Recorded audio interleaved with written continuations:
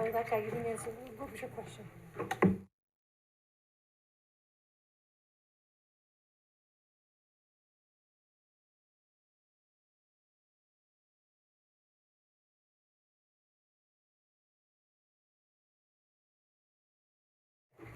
All right, everyone. I would like to call to order this meeting of the Town of Poughkeepsie Town Board. Welcome, everyone. Glad to have everyone here. And we're going to begin with a salute to the flag.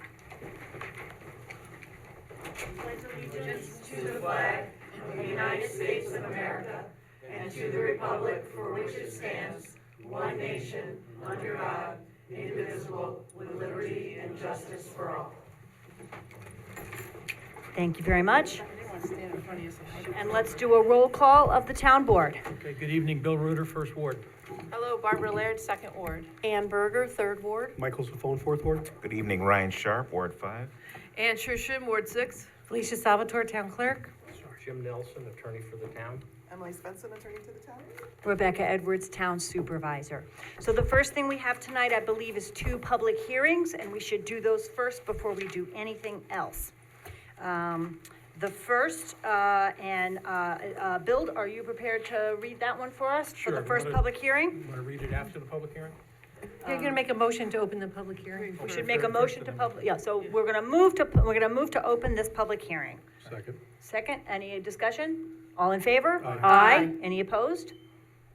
Okay, so the public hearing is open, on the question, Bill, do you want to talk about this one? We'll see who, we share things around and I'm figuring out who is doing what. Were you prepared to talk about this one? I can read it and then we can, so this is That would a, be great, and Mike and others may want to speak as well. Normally, we just see if anybody wants to speak, then we close the public hearing, then we read it.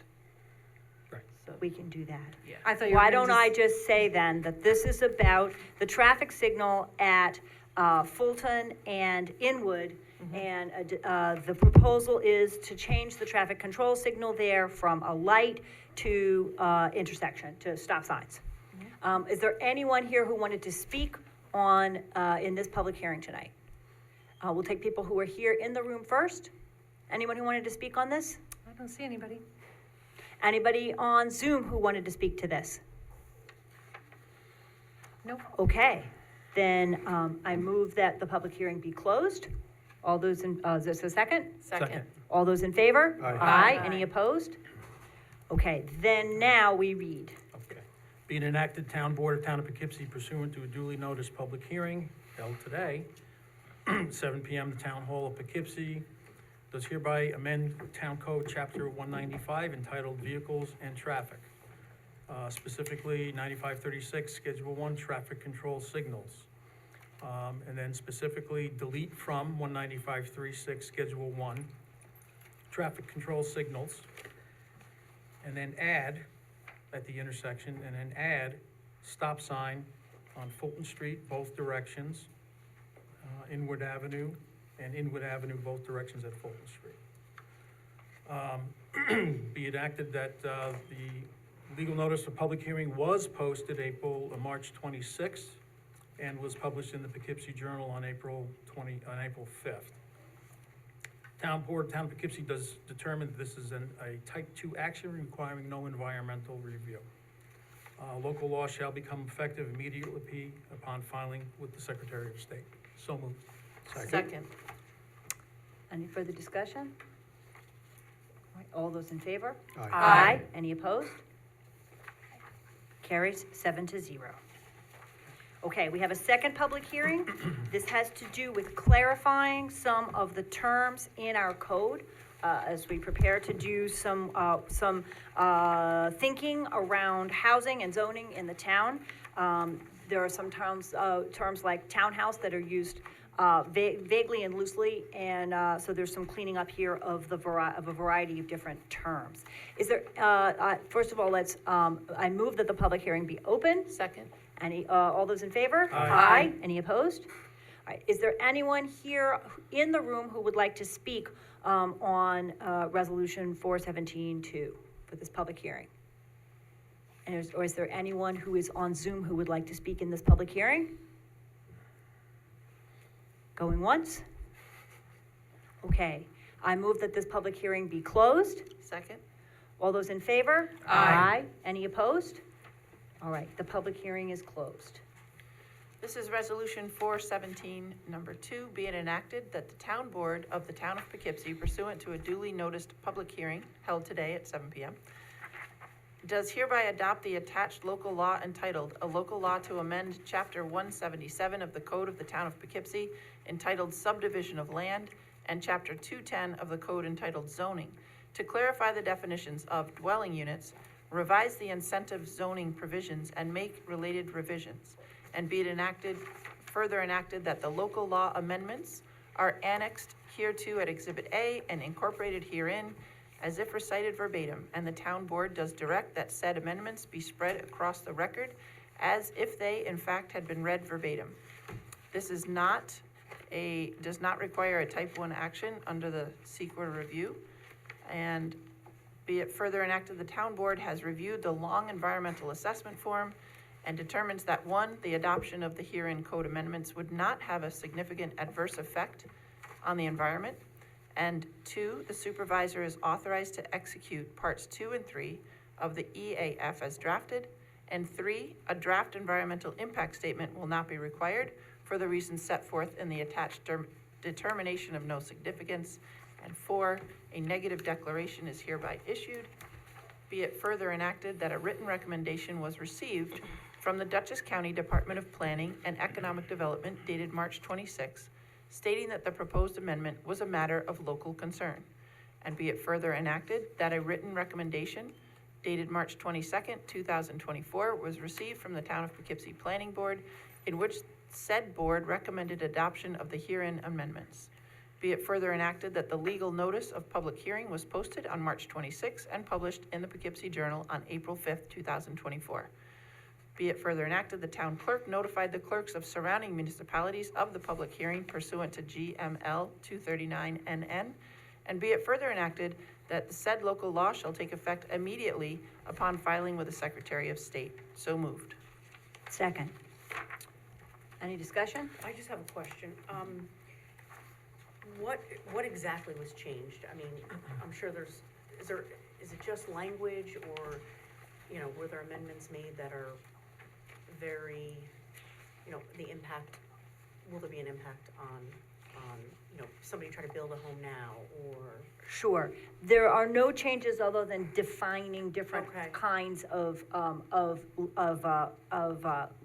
housing. For example, the term townhouse gets used really loosely to sometimes mean things that are purchased or rented, or, and so there's an effort to come in here and clean up and create a category called attached single-family dwelling and so forth, just to be more precise and clear about the language. And the So there's- accessory apartment? Exactly, so that we're clear on terms before we start any discussion about housing. So the terms are listed on page 3, where there was some clarifying, but there's no policy change, just merely clarifying the categories. Do you want me to read out those?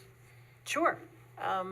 The terms that they're redefining are accessory apartment in commercial district, dwelling, attached single family, dwelling multifamily, dwelling single family, dwelling townhouse, dwelling two-family. And there's a bit more like how to define a bedroom, so it's kind of. Okay.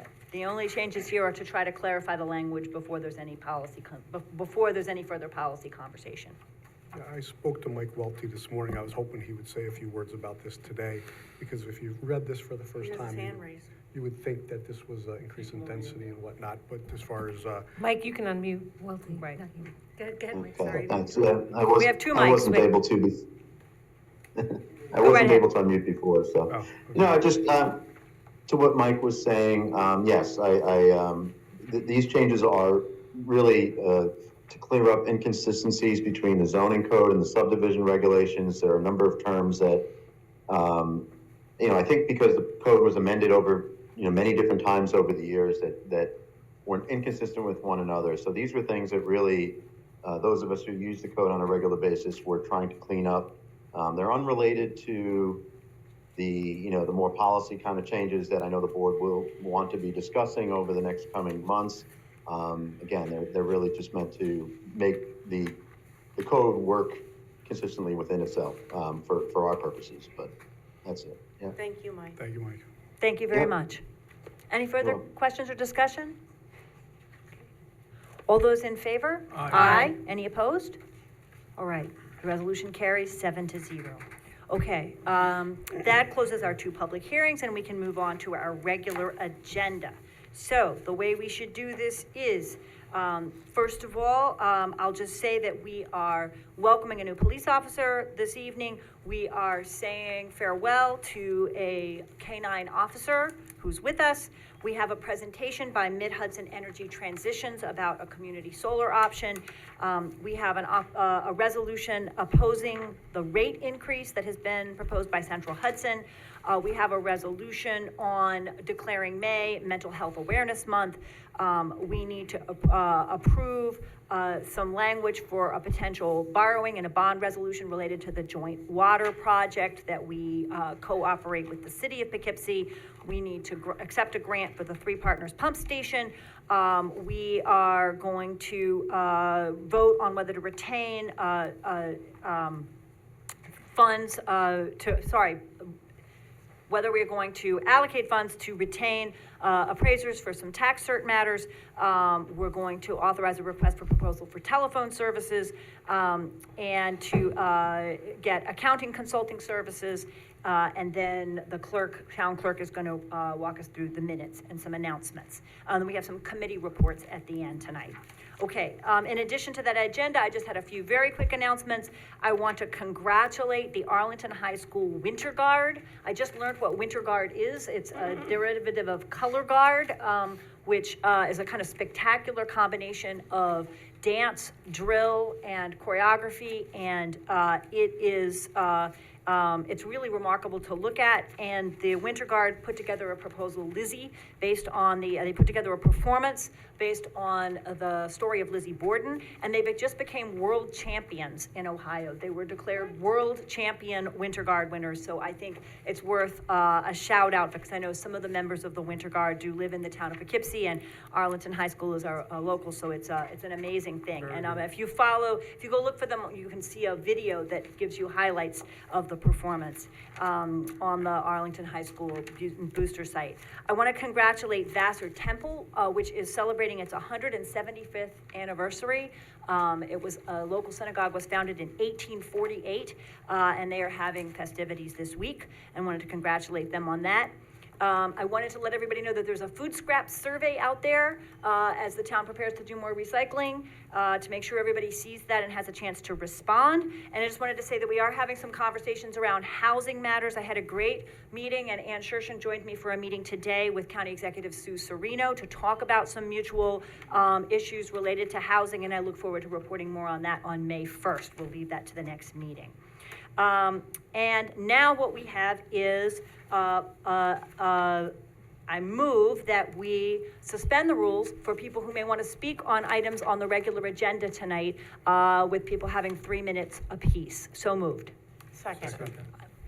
All those in favor? Aye. All right, if there's anyone here who would like to speak to items that are on the agenda tonight, anyone in the room first, and then anyone on Zoom who would like to speak to items on our agenda this evening. Seeing no one, I move that we return to the regular rules. Second. All those in favor? Aye. All right. Then we move on to our first regular agenda item. Be it resolved that the town board of the town of Poughkeepsie does hereby accept with regret the retirement of K-9 Officer Kyle, effective April 17th, 2024.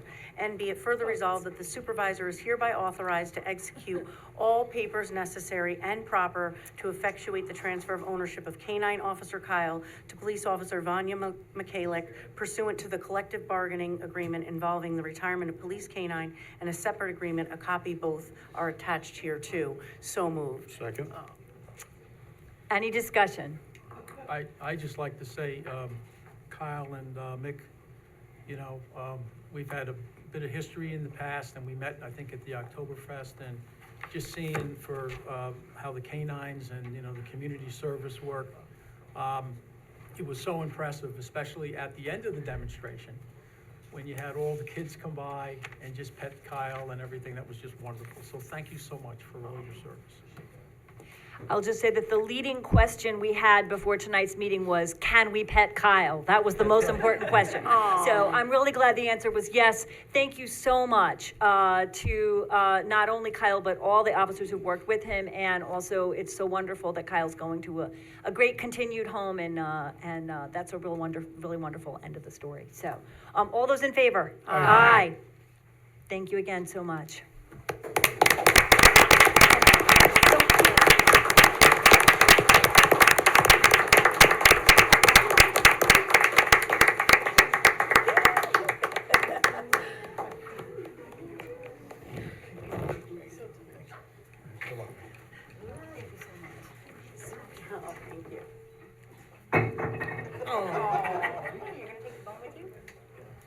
He's not leaving without it.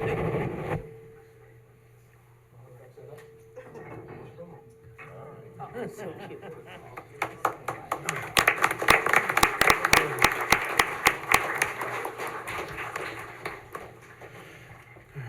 Number 4. Yes. Be resolved, Town Board, Town of Poughkeepsie does hereby appoint Franklin Fauble IV to the position of full-time police officer under provisions of civil service law at the starting yearly salary of $69,765.55, effective April 22nd, 2024, which appointment is subject to probationary period of not less than 26 or more than 52 weeks per civil service law. It be it further resolved, the supervisor is authorized to execute and file all documentation required by the Dutchess County Department of Human Resources in connection with this appointment. So moved. Second. Any discussion? Welcome to Officer Fauble. Very, very glad to have you with us. All those in favor? Aye. The motion carries 7-0.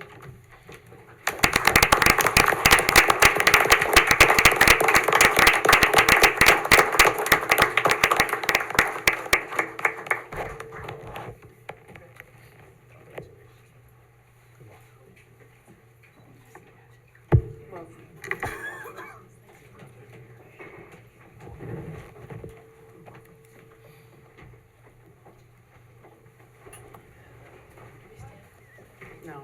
I think, oh, yes.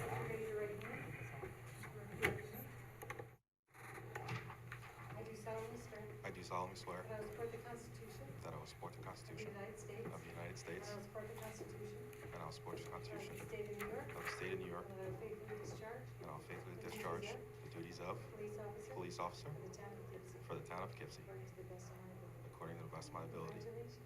Thank you.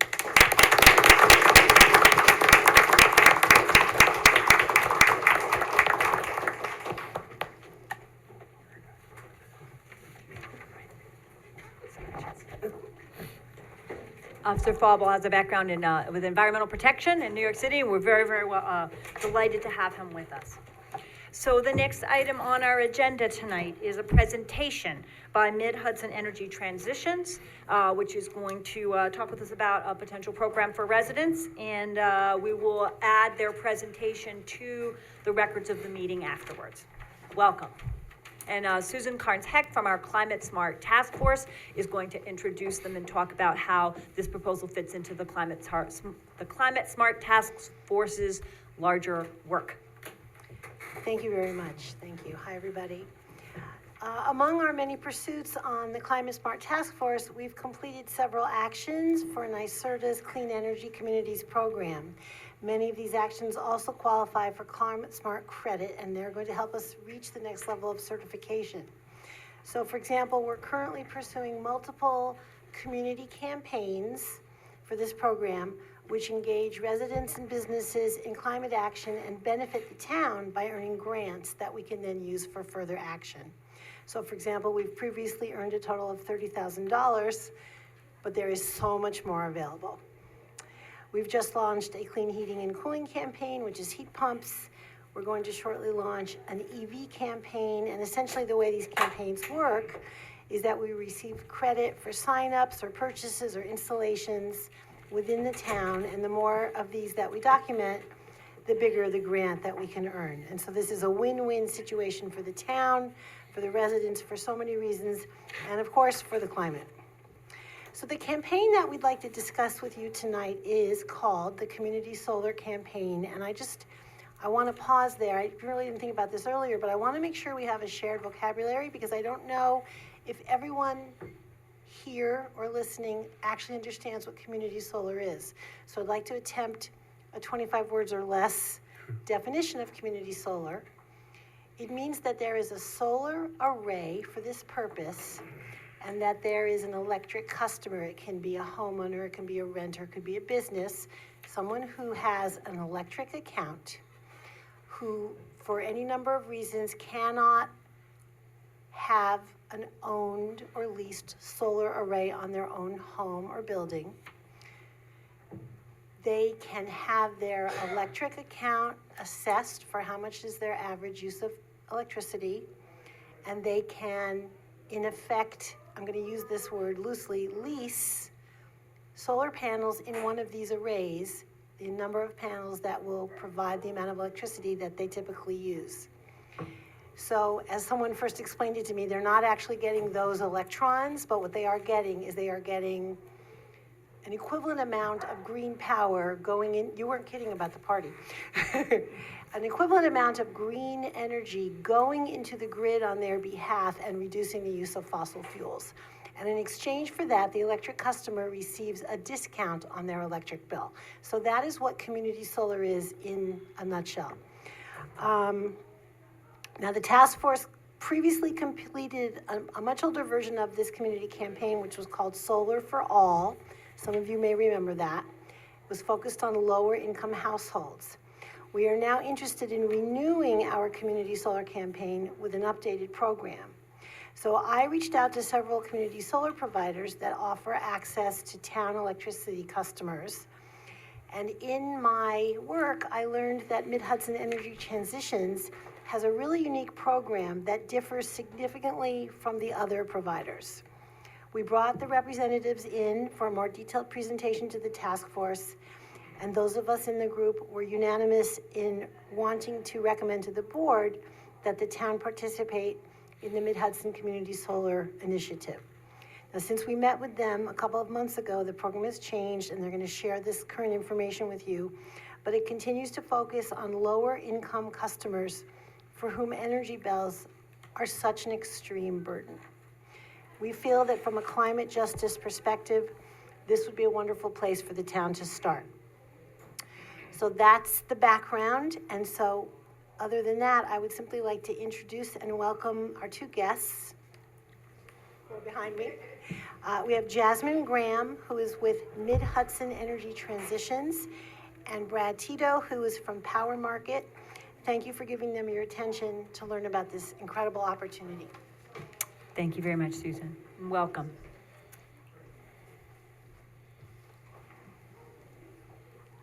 Hi, everyone. Hello. Hi. Thanks, Susan. That was an amazing introduction and did all the hard work for us of actually explaining what community solar is. I know Brad's gonna pull up a presentation, but just to start, I'm Jasmine Graham. I'm the Executive Director of Mid-Hudson Energy Transition.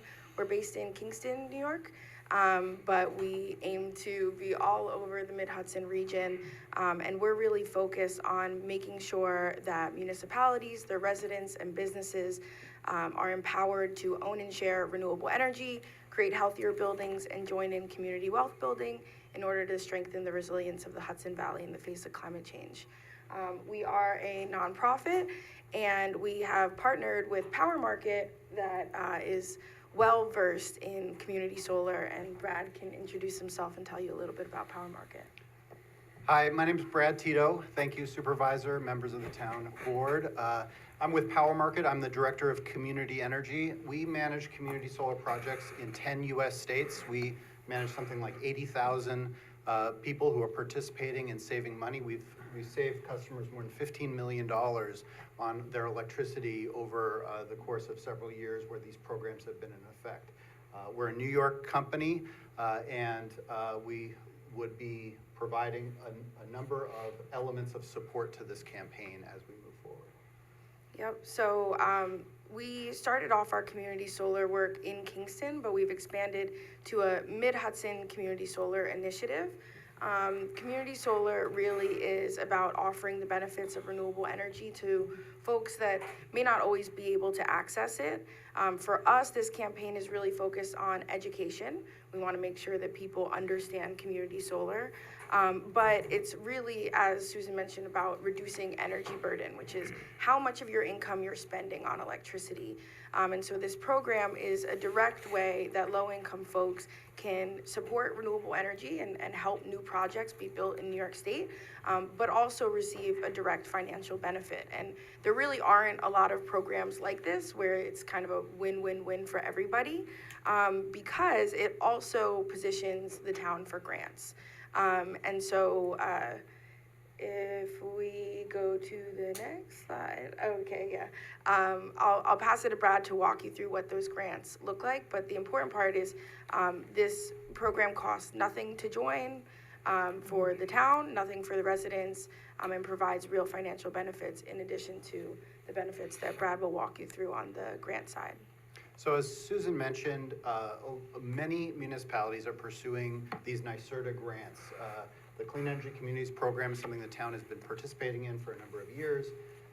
They offer grants, support, and guidance on high-impact actions. One of those high-impact actions is called Community Campaign for Community Solar. And what the state is looking for you to achieve is a certain number of people to sign up for this campaign.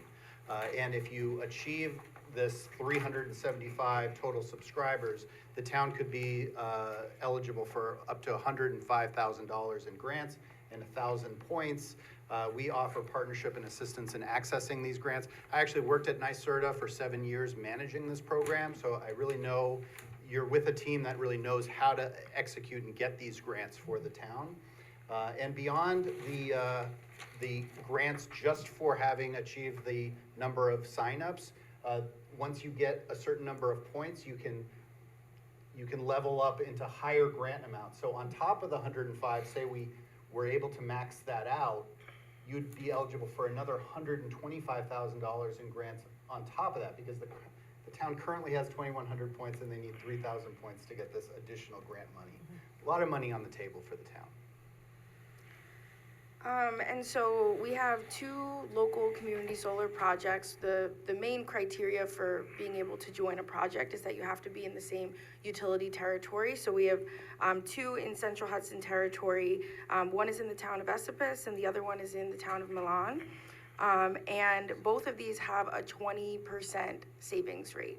Meaning, if a low-income person signs up for this program, they're going to take a look at how much electricity do you typically use in a month or in a year. They're going to assign you a portion of the solar project that should give you bill credits that equal out to the majority of your bill. And you always get a guaranteed 20% discount on however much solar is generated. So the nuance here, and the part that makes community solar a little bit confusing sometimes, is that in a month like December, it may not be very sunny every single day. And so it might net out to maybe 17% of your overall bill instead of 20%, because you're not accumulating enough solar credits to offset the entirety of your bill. But in a month like June, where hopefully it'll be sunny, I mean, it's been so rainy, you should always see that 20% discount on your bill. And that part is guaranteed. Not only is it guaranteed to be 20% of all of those solar credits that are generated, but it's guaranteed for 25 years. So once you sign up for this project, unless you decide to leave, which you can do at any time, there's no termination fees, nothing like that, you will maintain that 20% discount for the next 25 years. So it's long-term energy security for folks. And I know the screens are kind of far, but we have a sample. We have 2 right here. Oh, okay, good. So there you'll see what a typical landing page looks like. It's really easy. You put in your name, you put in your email address, your zip code, your utility account number. We chose Power Market to really be our technical advisor on all of this work because they are the community solar experts, and they also have a technology platform that is really advanced in terms of the billing, right? So we know Central Hudson is not always the best with the billing. Power Market is really good at managing those credits, making sure that everybody has the discount that they're supposed to have. So that's what the landing page looks like. And then what we have found to be really helpful is sending out a letter to residents, usually from the town supervisor, and it kind of, gives it that legitimacy, that stamp of approval. And we send out this letter, we're able to tailor it so we can target low-income households, and we can change the wording. Some folks like to have their photo and a little quote, other folks like to make it, a little more, kind of standard as you see in this version right here. But once we send that out, typically those enrollments really start to just flow in. And as Brad said, once you hit certain numbers, that positions you all for grant funding, and then of course people will start saving money. Is this optional, or, so we don't have to do anything here as far as voting and saying we're going for it? Because we had a similar proposal about a year ago, and it was everybody, we had to put everybody in, and they had to opt out. Right. So we were not in favor of No, having to this have, is put strictly everybody in. an opt-in. Right, okay. Yeah, so this is a voluntary program. The type of program that you're referring to is a community choice aggregation, or a CCA, which is really popular in this area. There's a lot of municipalities that have joined, but this is totally voluntary, completely opt-in. If someone checks the letter, they're not in the program, and that's it. This next slide, I keep forgetting you guys have it here, shows the enrollment numbers of similar letters that we've sent out.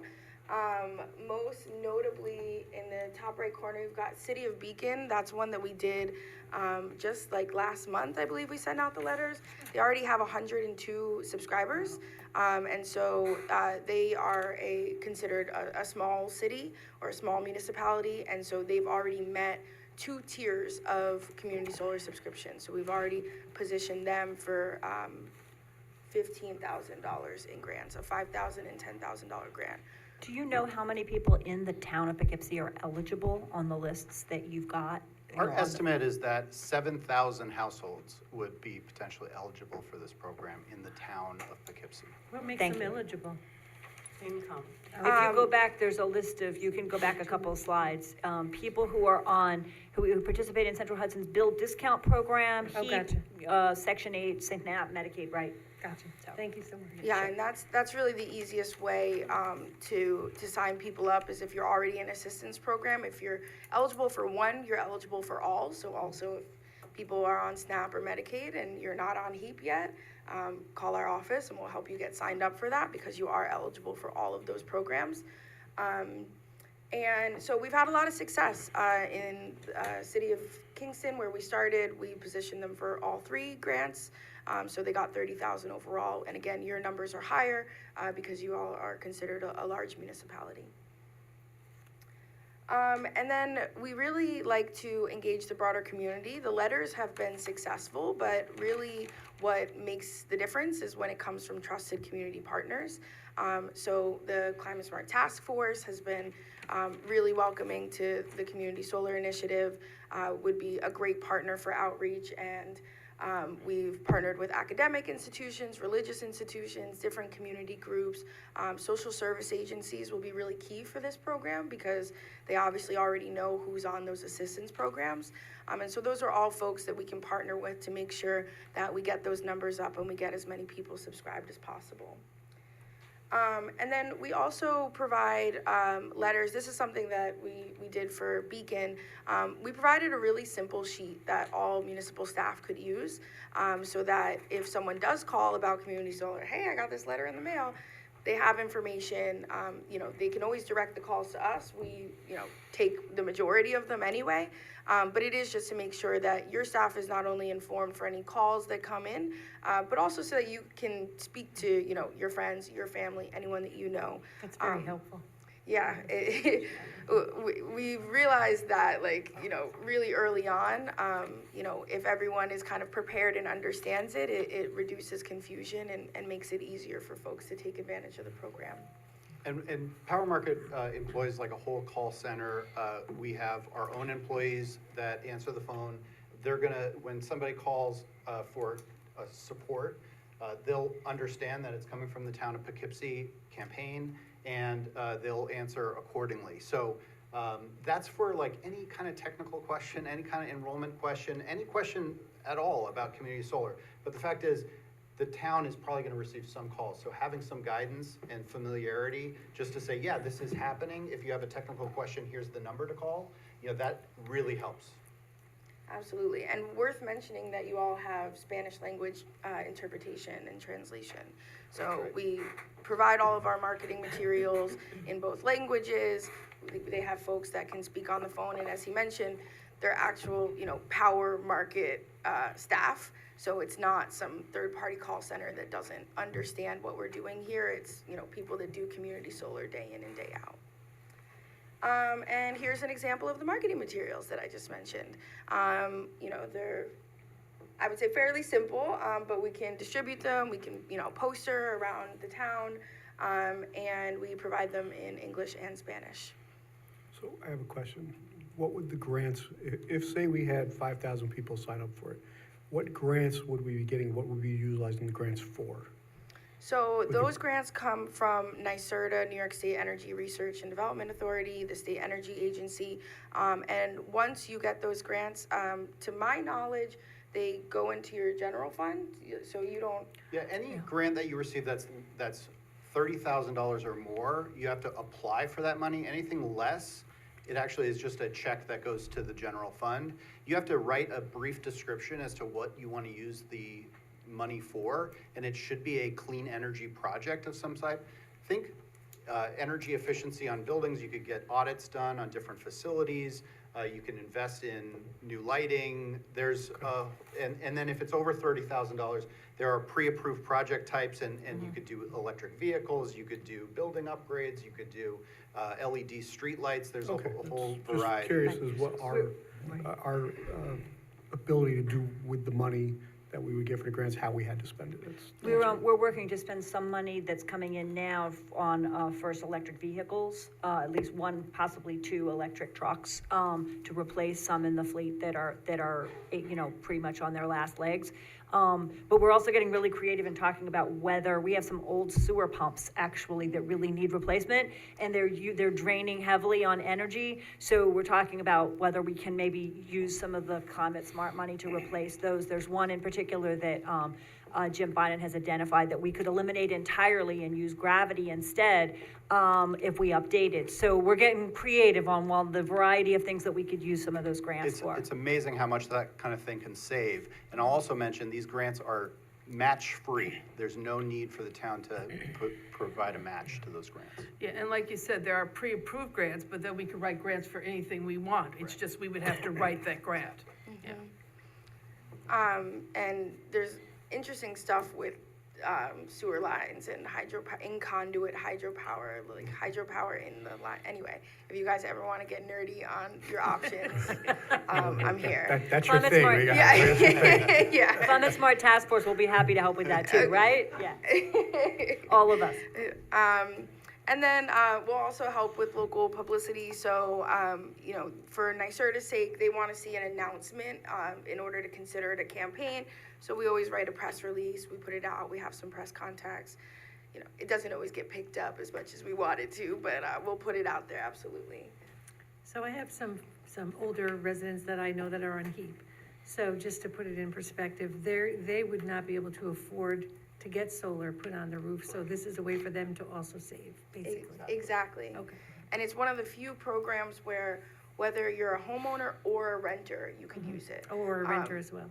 Right, so renters are absolutely eligible, and if, for as long as you're in that unit, and then if you move, I think. Yeah, it's as long as you pay the utility bill. Yeah, Correct. yes. So I think if correct. you So it goes- move, the bill goes with you. So As if long as you're you paying, move, yeah. if you move somewhere else in Central Hudson, we just switch the account easily. If you move out of the area, it just cancels and they don't have to take any additional action. And maybe we can find a community solar option wherever they move to. I have a couple questions. The first one is, can you go over again what's being guaranteed in terms of savings? It says up to 20%, so I'm just checking on what exactly is what savings is anticipated. I know it's gonna fluctuate. Yeah, so this is the hardest part to explain, so bear with me. But the 20% discount is on the solar credits that are generated. So in a really sunny month, you might generate, let's say my bill is $100, you might generate $100 worth of solar credits because it's a really sunny month. And so you'll get 20% off of that. So your bill would be $80 instead of $100. One important part is that it covers both the supply and the delivery on your bill. So it is applied on your whole bill, not just the supply portion. And the delivery portion of your bill is typically the one that is about 60% of the cost. So it's a big benefit. That's not a fixed rate on the bill. But then in a month, a less sunny month, there just might be less solar generated. So let's say you generate $80 worth of bill credits, you're still going to get a 20% discount on that $80 of bill credits. So that would be a $16 discount. And so your overall bill would be $84 instead of $100. I was like making sure my math was good. So it's always a 20% discount on your solar credits, but the amount of solar credits generated will fluctuate a bit based on the sun. And I think, Brad, you can probably talk to this more, but the fluctuation is not typically that large. No, so in the summertime, like I think of it as like your bill is like a cup, and you're filling it up with these solar credits. In the summertime, it's going to exceed the amount that you can add to your bill, so it's going to actually be banked for future months. So what the dynamic is, the first summer that you're enrolled, you're building up these credits in surplus, and that's helping you get through the entire winter. So in most cases, it'll be a 20% savings actually all the way through the year. But if you sign up for the first time in the middle of winter, it might take a little bit of time to build up to that full 20% every single month. Yeah. Makes sense. And we I can see can't why that's hard guarantee to the express, yeah. Right, and we can't guarantee the weather, so you don't want to tell people you're always going to have 20% off your bill, and then they see something a little bit less. So it's really about just having as much transparency and letting folks know. I mean, it's a win-win either way. That's right. Yeah, It's never going to cost anything, Right. and it's Yeah. always going to be a negative number, and it's itemized in the miscellaneous charges section of your bill. And we actually, in our online portal that anybody who participates can log in, they can see how much they saved every month. We send emails every month showing how much they saved. So it's an actual number. You can cross-reference the emails we send with your bills, and so it's like a known amount. There's really no speculation, and it's always a negative number. It's never a positive number. Do you have a number for for the average amount that people who are on it in, say, Kingston have saved over the first 2 years or something like that? I'm just looking for something. That up to 20% number is always squishy, right? And hard to explain. So if you had some kind of average number, it would, of how much people have in another municipality, it would be helpful. I don't know if that's The Kingston possible. program is fairly new. We only launched it at the end of last year, so we definitely don't have 2 years of numbers, but Brad, maybe talk about some of the Yeah, I other mean, power market low-income households typically use less. I estimate they use like 5 kilowatts worth, and that equates to, typically they're spending about $100 a month, and so this would mean like $20 a month in savings. So $20 a month for over the course of a year. It's not a huge amount, but it makes a big difference if you're counting every dollar. Sure. I had 2 other questions, one of which is with the posters and the publicity and the press release, some people are gonna contact you who are not eligible for the program. Do you send them, what response do you have for them? Yeah, we check their eligibility, and we definitely respond back and indicate whether or not they're eligible. And if they're not eligible, we will basically say that you're not eligible, and that's it. In respect to that, should we find a second community solar campaign that you could help us just route those people right over to? I mean, we should, right? Because we have this for low income, we should have one for the rest of the people who are not gonna be eligible. Yeah, so we, in the past, we have had multiple options. It's really about what the local solar projects are that are being built. So Power Market has great relationships with solar developers. They're the one that brought us these projects and said, hey, here are some opportunities. So I think if there was another opportunity that didn't have that LMI requirement, absolutely. In the past, what Power Market has done is For individual accounts, if there is another project that they have in the area, somebody moved, someone dropped out, putting people in, so we can always create a wait list.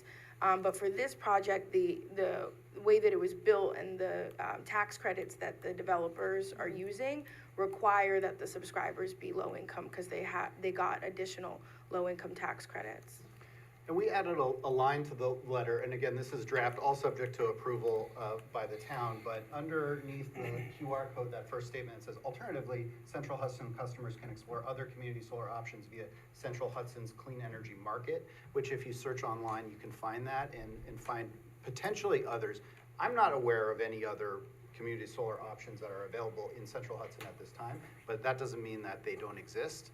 But this is a way for people to access others if that's sufficient. Well, and that's maybe that leads to my last question, which is that the nearest one here is Milan, which is not too far away, but I'm wondering if you know of, is this growing in such a way that it's also gonna foster more solar arrays in the town of Poughkeepsie or nearby? Or are we we're adding to these arrays that already exist? Yeah, so these arrays are being built, and part of why they're able to be built is through these subscribers, because it allows them to make the projects cost effective. One of the biggest hurdles, unsurprisingly, with new solar projects is Central Hudson. The utility grid has constraints, and so we actually are looking at 3 separate sites for solar right now, all of which cannot be connected to the local grid right now because of the capacity of the wires. Upgrading the capacity of those wires costs like $1 million in and of itself. And so we're looking at, ways to kind of get creative, because our ultimate end goal is also for community ownership of renewable energy supplies. So community solar is where we're starting. It's not where we hope to end. But right now, it takes a lot for these solar developers to be able to create new projects. Got it, thank you. And you would know if there were any community solar projects slated for the town of Poughkeepsie, they'd have to come in here and get local approvals, which all these projects are subject to those local approvals. Right. I had a question about the points. If an eligible family starts, say, in Beacon and then moves to somewhere else, does the end place get credit or points for them applying for the program, or the transfer of the account? It would. It's a different address, and so it would count as 2. That doesn't come up. But, the reality is probably within 2 months from when you say yes, if you say yes, we would be submitting to NYSERDA for those grants. It's very likely that this happens fairly quickly. Any other questions? Yeah, just a couple, thank you for coming. So really, I'm impressed that it's no cost to get in. Correct. Right, and anyone can move in and out of the program at any time. Exactly. Right, that's wonderful. So just a point of clarification, if you own a house and do qualify and you do have room to put your own panels up, whatever, you still apply? So New York State regulations only allow you to have one or the other, rooftop solar or community solar. So Okay. no, if you had solar Okay, panels already. Most people who would qualify for this program probably would not be able to put roof panels up. That's right. So, But you can only do one or the other. The only people who are, if you have solar panels on your roof, you're not eligible for this program. You can't do both. But if you're a homeowner who's low income, who hasn't put solar on their roof, you absolutely can. you can do it. Okay, that was my question. Yeah. Oh, okay. Sure. Yeah. All right, good. Okay, any other questions, anyone? Nope. Okay, thank you very, very much for you. coming. Thank I you look very forward to much. continuing the conversation, and I thank to the Climate Smart Task Force. I know we all appreciate your work in bringing this to the town, which seems like something valuable to do for residents, even if we weren't gonna get all the points, but I know the Climate Smart Task Force is keeping very careful track of our points, because that's good for us too, yeah. Thank you so So much for income for having the me. town is great too. Thank you Thanks so for much coming. again. Okay, I think we are on resolution number 6. Whose is that? Oh, it's mine, yes. Okay. So resolution number 6, the following resolution was introduced, whereas Central Hudson Gas and Electric Corporation is a regulated transmission and distribution utility servicing approximately 309,000 electric customers and 84,000 gas customers in the Mid-Hudson Valley, including the town of Poughkeepsie. Central Hudson has applied to the New York State Public Service Commission to amend its electric and natural gas tariff. Central Hudson proposes a rate increase for electric delivery charges that would result in an estimated increase of 31.9%. Central Hudson seeks a rate increase for gas delivery charges that would result in an increase of 29.2% or a 19% increase on the total bill. For an average residential customer using 780 CCF per year.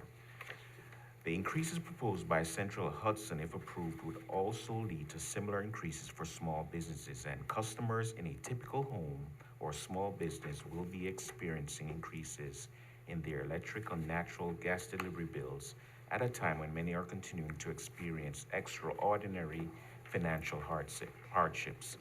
Central Hudson's proposed rate increases will cause unnecessary hardship for residents of the town of Poughkeepsie, particularly those with fixed or limited incomes, as well as placing an additional financial burden on the town taxpayers as the town's own facilities are served by Central Hudson.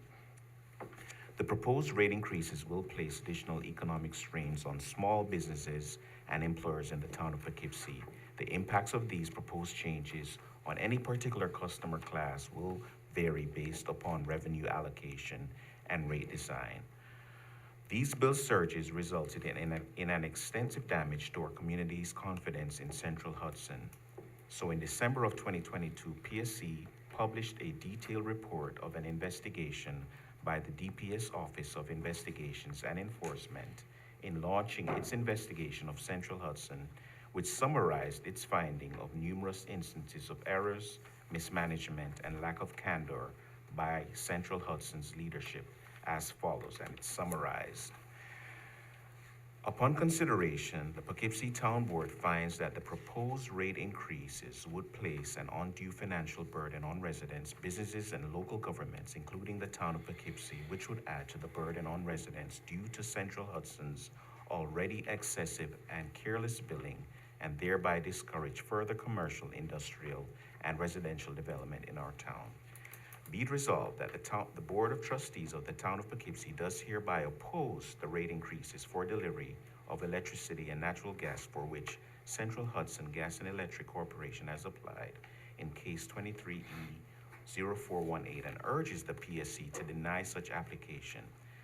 Be it resolved that certified copies of this resolution be delivered by the Town Clerk to the Honorable Michelle Phillips, Secretary, New York State Public Service Commission, the Honorable D.D. Barrett, Assembly Member AD 106, and the Honorable Rob Rollison, SD 39. Be it further resolved that this resolution shall take effect immediately. So moved. Second. Discussion. I can say that, as my science teacher used to say, I'm not sure that all this language is exactly correct. However, I have personally had issues with the billing with Central Hudson, and I think that this rate increase is excessive, so. And let me follow up from that. Thank you, Bill, by saying that I do have some evidence from the town, because the Central Hudson rate of increases were the billing problems were significant. And there has been an effort, actually there are companies, this issue is so serious that there are companies that assist municipalities and counties and other public entities in figuring out what Central Hudson may owe them. And we did do that. And we have found out this week, which was timely, that we were owed a total of $29,728.73 by Central Hudson. That's in 3 separate accounts, one for $14,327.49, one for $7,903.76, and one for $7,497.48. All of the mistakes were in Central Hudson's favor. We were able, as a municipality, to hire someone to help us figure that out and get that money back. Ordinary homeowners aren't really in that position, or at least it's extremely difficult to do that. And so I think that highlights the likelihood that there are a lot of errors out there that people did not have the resources to be able to correct. I am in conversation with Congressman Pat Ryan's office about having a utility bill workshop here. He has done a lot of work around this issue to assist residents in dealing with Personally, also, I just got another bill from Central Hudson, suddenly discovering $300 of additional charges from 3 years ago that I never heard about. This is a mess. So, I really think a rate increase at this time is really not appropriate, given how the company has operated. I don't know what other people, want to add to that, but I thought that those figures from the town literally came in 4 days ago, and I thought we should share them. Because it's really No, a just to distressing say, situation. Sorry, just to say, in my case, they combined a bill that was hard copy with one that they made a decision to go put online. So I looked at the bill, and then all of a sudden I was getting pieces of bills. Some of them were online and some of them were hard copy. Yep. And I didn't realize that they switched me. So this is It's a crazy. problem. So. Yep, it's a big problem. Anybody else? Friends of mine have not been billed for 12 months, and then they receive a bill for $5,000, and they say, you have so many days to pay this. I don't know if they had to pay it in 30 days or 60 days, or you can come up with a bill plan schedule, and that puts people in a really hard time. I also want to say that my husband works for Central Hudson as an electrician at a substation, and I want it to be said here clearly that it's not the worker's fault. He does get a lot of flack for wearing his Central Hudson gear when he's out and about getting a coffee or, in his truck, and it is not the workers. It is poor management. I'm just gonna say that they rolled out a billing system that was not ready to go or not been tested or something. That has to get fixed, but please don't hold the workers who are out there in storms and bad weather and, away from their family to give us electricity. It has really nothing to do with the union workers and the electricians. Did you want to recuse yourself from the vote? I'm not sure. My husband is a union member, so I don't think that the company can come down hard on him for something that I say. Separation of church and state, separation of Husband and wife? male and female, husband and wife. All right, good. I don't think so. All right. Anybody else, comments? All right, all those in favor? Aye. Any opposed? All right, the resolution carries 7-0. Whereas mental health is essential for the well-being and vitality of our families, businesses, and communities. Whereas mental health conditions are real and prevalent in our nation, with 1 out of 5 Americans and 1 out of 6 children affected by mental disease. And whereas more people die from suicide in the United States than from traffic accidents, and an estimated 22 veterans die from suicide each day. And whereas stigma and fear of discrimination keep many who would benefit from mental health services from seeking help. And whereas education, compassion, and awareness about mental illness can change negative attitudes and behaviors towards people with mental illness. And whereas each business, school, government agency, law enforcement agency, health care provider, organization, and citizen shares the responsibility to promote mental wellness and support prevention efforts. Now therefore be resolved, the Town Board of the Town of Poughkeepsie, on behalf of the Town of Poughkeepsie, does hereby proclaim the month of May 2024 as Mental Health Awareness Month. And be further resolved that the Town Board of the Town of Poughkeepsie also calls upon all Town of Poughkeepsie residents, government agencies, public and private institutions, businesses, and schools to commit to our community to increase awareness and understanding of mental illness, reducing stigma and discrimination, and promoting appropriate and accessible services for all individuals. And be further resolved, the National Alliance of Mental Illness, Mid-Hudson, is hereby authorized by the Town of Poughkeepsie to tie ribbons on the walking path along Wilbur Boulevard in the Town of Poughkeepsie and at Town of Poughkeepsie Town Hall. So moved. Second. Discussion? All right, we'll try to look for ways to promote this throughout the month of May. I think the issue of stigma and discrimination is really a particularly important one. We don't treat mental illness the way we treat cancer. We treat them very differently, and there's a lot of stigma and shame associated that keeps people from getting treatment, as well as a lot of other barriers to treatment. So we'll work to try to publicize this, and if board members have ideas of how and where we can get the word out in May, it would be great. All those in favor? Aye. Any opposed? resolution carries 7-0. Okay, resolution 8. Resolution 8, and I promise not to read all 47 pages. Okay, go for it, Bill. So this has to do with the water improvement area, thick and sludge solids. So whereas the town of Poughkeepsie owns and operates jointly with the city of Poughkeepsie, water treatment facility, which the facility includes thick and sludge solids, tank, and related equipment and require replacement.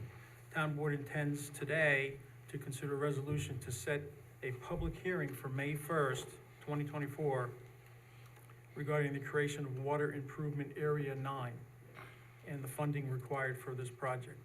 The estimated total cost of this project is $1,367,722. So this resolution is to have the ability to apply for the grant, and further information will be posted and additional details provided on May 1st. So moved. Second. So just to add that this is from the Joint Water Board. We need a new tank. We can replace with a concrete tank that hopefully will last nearly forever. And we are applying for a grant, a so-called WIA grant from the New York State Environmental Finance Corporation, which provides drinking water grants. In order to apply for that grant, we need to make it clear that we're ready to bond, and all the costs from the joint water plant, which produces all our clean water, comes from, are divided between the city and the town. So this represents our half. And we're trying to get ahead of this so that we can make sure we can apply for those grants. We hope very much to get a fair amount of grant money that will offset the actual cost, but we want to be prepared to bond if we need to, or to the extent we need to. Anybody else have comments, questions?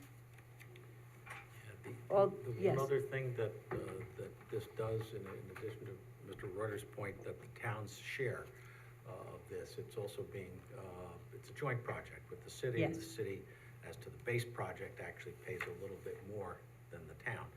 But this resolution also will find that this is not a project that requires an environmental review going forward, because it's the replacement of equipment. And then, to his point about 47 pages, if you want, I can try and summarize the next resolution, which is Well, let's do longer. A, and then when we get to B, I'm sure Board Member Reuter would love to talk with you at that, okay? 27. Right, 27. all right. But let's do A first. Are there any other questions or concerns? All those in favor? Aye. Any opposed? All right, the resolution carries 7-0. Okay, so Resolution 8B describes, and I would love to have the attorney further articulate, have the ability to apply for this grant, we need to show the willingness to bond and be able to be prepared to do so. Does that accurately summarize it? Yeah, that might be better than what I'm gonna do. You're gonna do it anyway. But, well, We'll get the they're details. they're a pair. There's the seeker and the grant resolution, and then there's the formation of the improvement area resolution, which basically has to do with funding through bonding and also through grants of up to the $1,367,722. The clerk has a map plan and report in her office, which consists of a map, 900 pages. as well as an engineering report and other data for people who are interested in looking for it. These costs will be spread across the town, with the exception of homes that are in the village, and that's it. That's great, thank you. I believe that as of page 4, we need to put this vote to a roll call vote. Correct, and I was Correct. just gonna say, as far as present goes, everybody's present, so we don't need to deal with that. Yep. And if that was a summarization, we could take the vote, I would imagine, and I'm gonna start with you, Bill. Yes. Barbara? Yes. And? Yes. Rebecca? Yes. Sorry, I went in order like that. Mike? Yes. Ryan Sharp? Yes. And Ann Shershin? Aye. Thank you so much. Okay. Aye, 6 yeses and an aye. I think that's 7 yeses, or 7 ayes, or whatever. That's perfect. All right, so, excellent, that's great. And Barbara and I will let the Joint Water Board know that we've done our part to be prepared for the grant application and, for getting the new tank. Madam Clerk, are you going to be asking people to I'm gonna pass that down so you can actually sign in your spot. That's the My answer. question is yes. And I just want to thank Mr. Nelson and Mr. Goodfriend, our bond counsel, who have exchanged approximately 7,000 emails in the last couple of days, getting all this lined up so we had it ready for tonight, and we'll be ready to apply for that grant on time, and I appreciate it very, very much.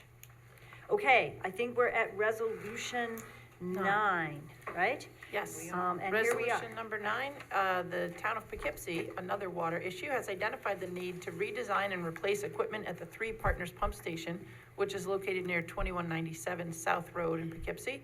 This is to mitigate future flood impacts to the facility.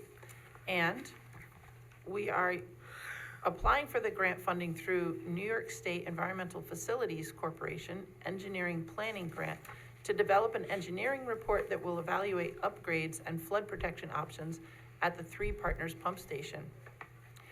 So, therefore be it resolved that the town board of the town of Poughkeepsie does hereby rescind resolution 36-3 of 2024 due to new information coming forward.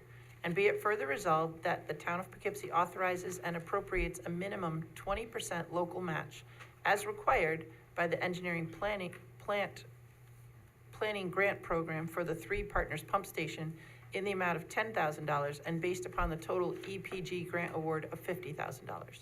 Be it further resolved that the supervisor and her designees are hereby authorized to accept the EPG grant funding and to execute an engineering planning grant agreement with the New York State Environmental Facilities Corporation and such other documents as may be required to be executed, and this does not require an environmental review. It is a type 2 action. So moved. Second. Any discussion?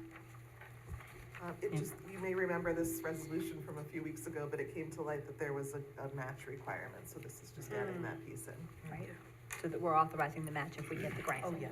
Yep, yep. Okay. All those in favor? Aye. Aye. All those opposed? Anybody opposed? All right, 7-0. Barb, I'm sorry, did you have a question? I just wondered if someone seconded it. 'Cause I was- Rebecca did. I think I did, yes. And speaking of seconds, can somebody refresh me as to who moved and seconded the bond resolution? Bill Reuter and Rebecca Edwards on 8A is what I got. And And I did Bill would I did have a move. So moved, yeah, and I don't on know who B. seconded 8B. 8B was their I'll second. second the B. Okay. I don't know where my B went. Oh, it's We got have down Ann there. Shershin as having seconded. Thank you, Ann. Okay. All right, resolution 10. It's me. Here we are. All right, whereas tax certiorari proceedings have been filed against the town of Poughkeepsie by petitioner Poughkeepsie Plaza Mall regarding the assets upon certain property located in the town of Poughkeepsie and designated as tax grid number 6160-01-057740, 2586-2600 South Road to be exact. And whereas these tax proceedings have been filed against the town of Poughkeepsie by petitioner Vieira Sardinia Realty regarding assessments upon certain property located in the town of Poughkeepsie at said tax grid, 2265 South Road. Whereas it is necessary to obtain the services of an expert appraiser to assist in the defense of the above referenced matter. Now therefore be it resolved that the town board of the town of Poughkeepsie does hereby ratify the supervisor's retaining of Hudson Valley Appraisals Corp. To provide appraisal services in the matter of Poughkeepsie Plaza Mall versus the town of Poughkeepsie at a cost not to exceed $5,000. And be it further resolved that the town board of the town of Poughkeepsie does hereby authorize the supervisor and her designee to retain Hudson Valley Appraisal Corp. To provide appraisal services in this matter at a cost not to exceed $8,000. And be it further resolved that the town board of the town of Poughkeepsie does hereby have to modify the 2024 budget to transfer budgeted money for these appraisal services as follows. A, supervisor's contracted services $8,000 from Fund A, $8,000 to the assessor's contracted services. Did I say that right there at the end? That's exactly right. All right. So moved. Second. Okay, let me just say a couple of things. We have gotten some tax certs here that we've approved over the last couple of months, and we've talked about this issue.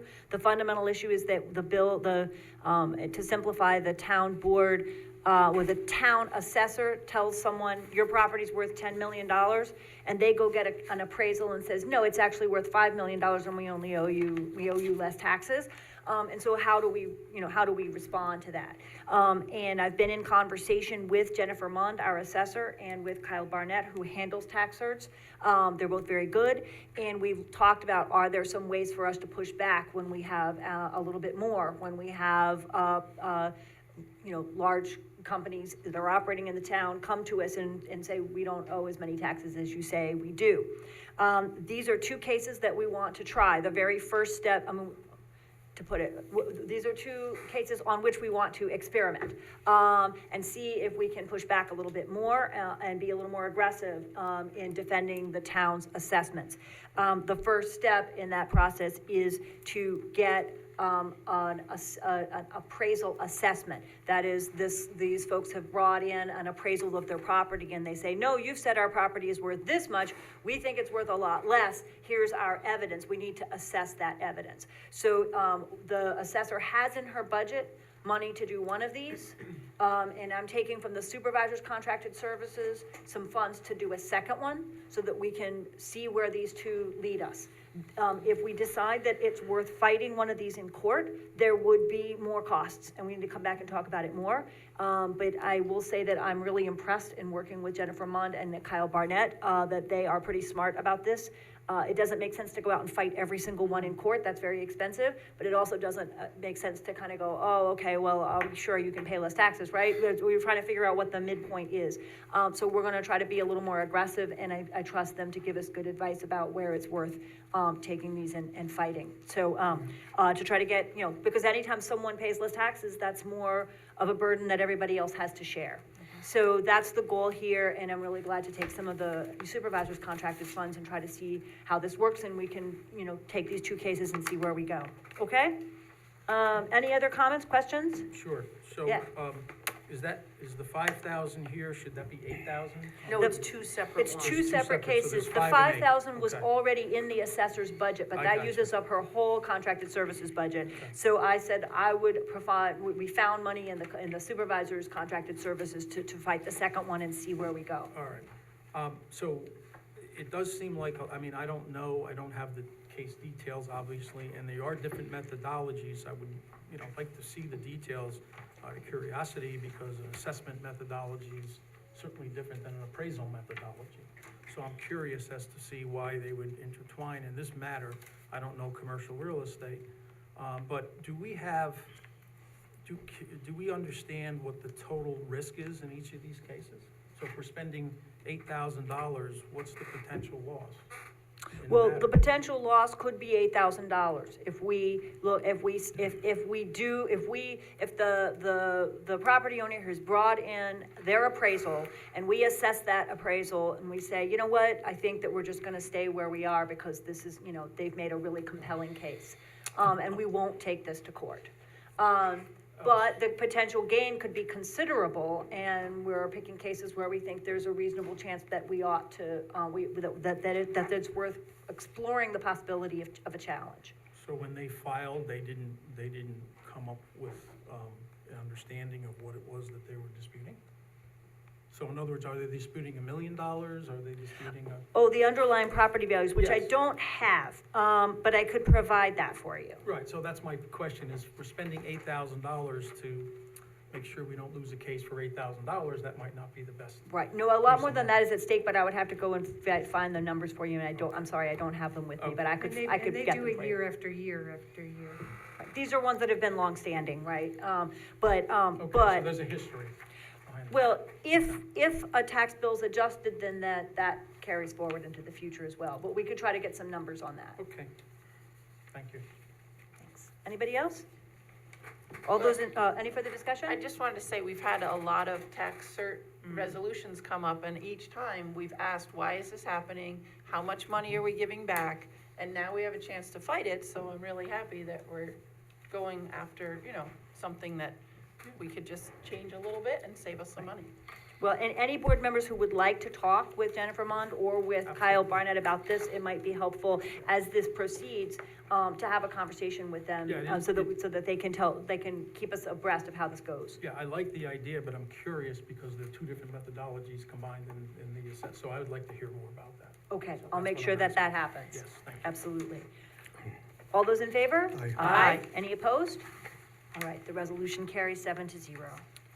And number 11, be it resolved, Town Board, Town of Poughkeepsie does hereby authorize the Director of IT, together with the supervisor or his designee, to issue a request for proposals for telephone services for the town pursuant to specifications will be promptly made available at the office of the town clerk and thereafter circulated to potential proposers.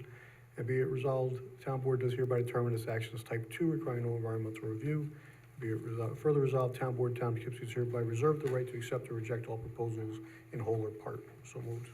Second. All right, our current telephone service expires in June, and so we want to take a look at other possible alternatives and get a full range of, a view of the full range of things that might be possible. Anybody else? All right, all those in favor? Aye. All those opposed? All right, the resolution passes 7-0. Resolution number 12, be it resolved that the Town Board of the Town of Poughkeepsie does hereby authorize the supervisor to execute contracts for accounting consultant services with Tom Carey at $160 per hour and Charlie and Berger at It's 150. $150 per Sorry, hour. that didn't get added onto the final version.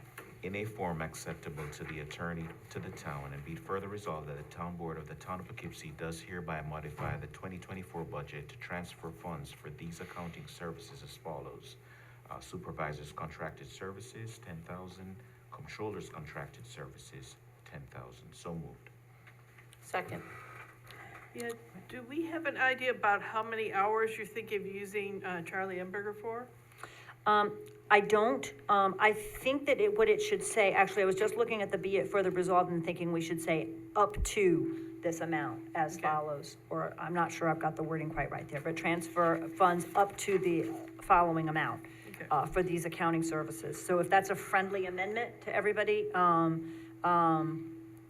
up to The $10,000. the following amount, right? And Well, you're I'm- just transferring, you're just transferring the money from one to another, and if you don't use it. if we don't use it, it will be there. It would go, It stays there. it Exactly. stays there, yeah. I Yeah. don't know if you Yep. really have to amend that, do you? So, well, just so that everybody's clear on the goal. How So- much Yeah. total we're gonna spend, that's Right. not open-ended. So, and it makes sense for me to talk about this a little bit. So, our new controller, Manal Patel, and I are working to, on two tracks. One is to, close out 2023 and to get a clear sense of where we ended the year in 2023 and be prepared to provide to the board for the first time in a long time, a budget to actual account of revenues and expenditures at mid-year, probably in July, going through the end of June, but somewhere in that neighborhood.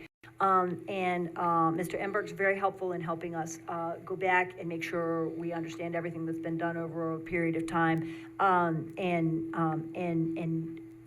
figure out where we are. Mr. Carey, whose information I passed on to the board members earlier today, is also able to help us. He's been comptroller in Carmel and in Hyde Park, and is currently consults with Beekman and other towns. And he has a substantial background and can help us put together the kinds of reports that we need for the board.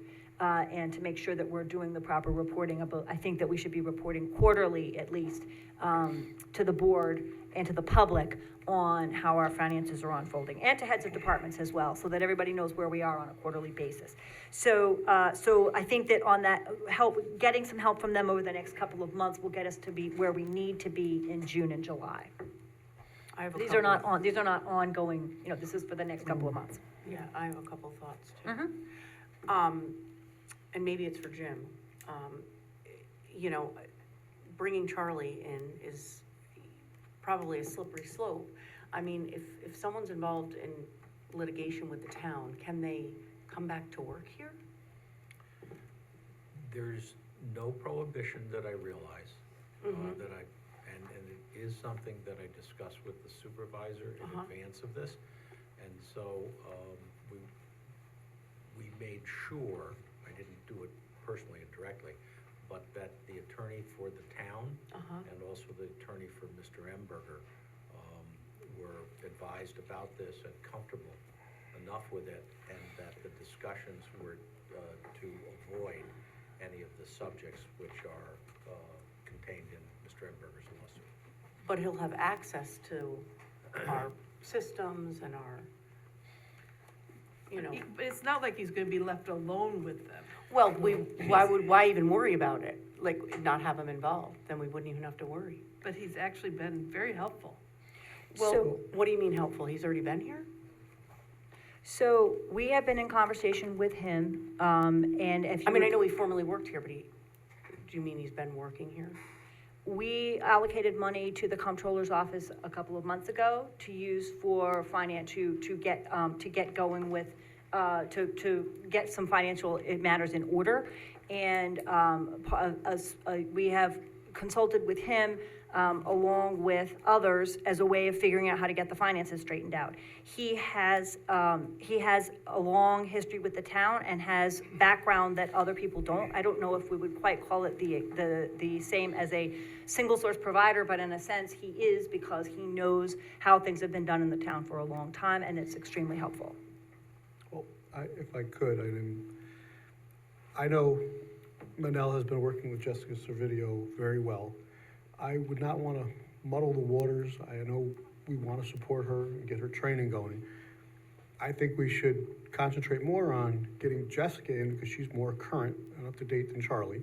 I would say bring Jessica in for 8 hours on a Saturday to get Manel all caught up on everything, and have Manel stay a little later when Jessica gets off work and get here. And she could then start really knocking out the training hours. Because some of the things that Manel had issues with was more technical, in getting her own computer codes updated and certain contacts made, so she can process everything. I would rather not muddle the waters with having 2 other people when you still have Jessica in contact with Manal. And I think we should just go with Jessica, knock it out, set a date, 4 Saturdays. If you want to do 4 Saturdays, get her in here, knock it out, and have her do a couple days during the week, set a price quote. What are we paying? We were paying her, what, $200 an hour or $300 an hour? The dollar's got to be going up, but we're just going to confuse Manal, and I'm not trying to do that. I want to support her. So I don't think bring anybody else in. And I know we did talk about Charlie, and Charlie has been helpful to a certain degree. I get that. But at this point, I think Have bring we already anybody been else paying in, Charlie? and I think we should just stick with Jessica, get her in here on a weekday, a Saturday if you can, on the weekend, and then after work hours, and have her really train Manel. They work well together. I've talked to Manel, and, But, you know, Mike, it what just if, makes more sense. what if Jessica can't answer the questions that Manal has about Jessica can answer finances? every question. That girl is sharp. It is my judgment as supervisor working here day to day with the comptroller that this is what's most needed, and that is in consultation with her. If anyone would like to make a counter proposal, we can vote on it. I'd be happy to do that. But it's my judgment that, first of all, Jessica Servideo has continued working with Manal. They are continuing to work together now. We believe that additional support is needed. And this is the form that we are recommending that assistance take. So How my many, thought is, how much more are we going to spend? Why don't we just go back to the drawing board and hire someone else? Hire a different comptroller? Yes. Oh, no. This has nothing to do with Manal's abilities. She is an excellent accountant, and she did, what is it? She was an auditor. Yeah. She did audits too, so her qualifications are great. It's just, our system is complicated, and it's taking a while But to at the sort same through time, everything. you know, like you're here every day. You know what's not being paid, what's not getting done on time, you know, where things are falling short, and you're scrambling to make sure things are happening, and you're hearing it firsthand. I mean, you're here all day hearing like the back and forth. So I'm thinking maybe we go back to the list and, you know, hire somebody who has municipal experience in the So- comptroller space. This is the recommendation that the comptroller, Manal Patel, and I are making together to the board. If the board wants to have further conversation about personnel matters, I would suggest that we go into executive session. Okay. This is the recommendation that I believe comes from myself and the comptroller, having worked with now one former comptroller, having spoken at length with a second former comptroller who we do recommend working with, and having also worked with Mr. Carey, or, you know, talk with him about what the shape of his help might be. I think all of those things together, which includes, you know, help already from the most recent prior comptroller, and then also additional help from the folks we are recommending here, will get us where we need to go by June or July. If there's a further personnel question, then I'll call us into executive session at the end of the meeting to discuss that. I think that's out of order for this resolution. Okay. I'm happy to open the floor for what's here, for further Okay. conversation. Can I make a motion that we don't hire people that are in current litigation with the town? Not while this motion is on the floor. We can vote on this, we can amend this motion. Amend this resolution, and then, entertain another one afterwards. But right now, we either have to amend this resolution, or we need to, or we need to vote on it. Could we finish the conversations first and then? Absolutely. That would be Yep, okay? absolutely. Right, no, I was just speaking to her proposal Yeah, I of a mean, motion. we can Yep. still do that But we after are we have absolutely, conversation. discussion on this resolution is open. Yeah, because I think that's a good point. So if I may, if anybody else wants to. So, you know, this started back, I know, last year. And I'm looking at I'd like to make a couple of points for discussion. One is the consulting cost. Okay, I know we had some conversations in February saying this will be the last amendment. And here we are again, doing more money. I don't know what we've spent, and I don't know what the forecast is.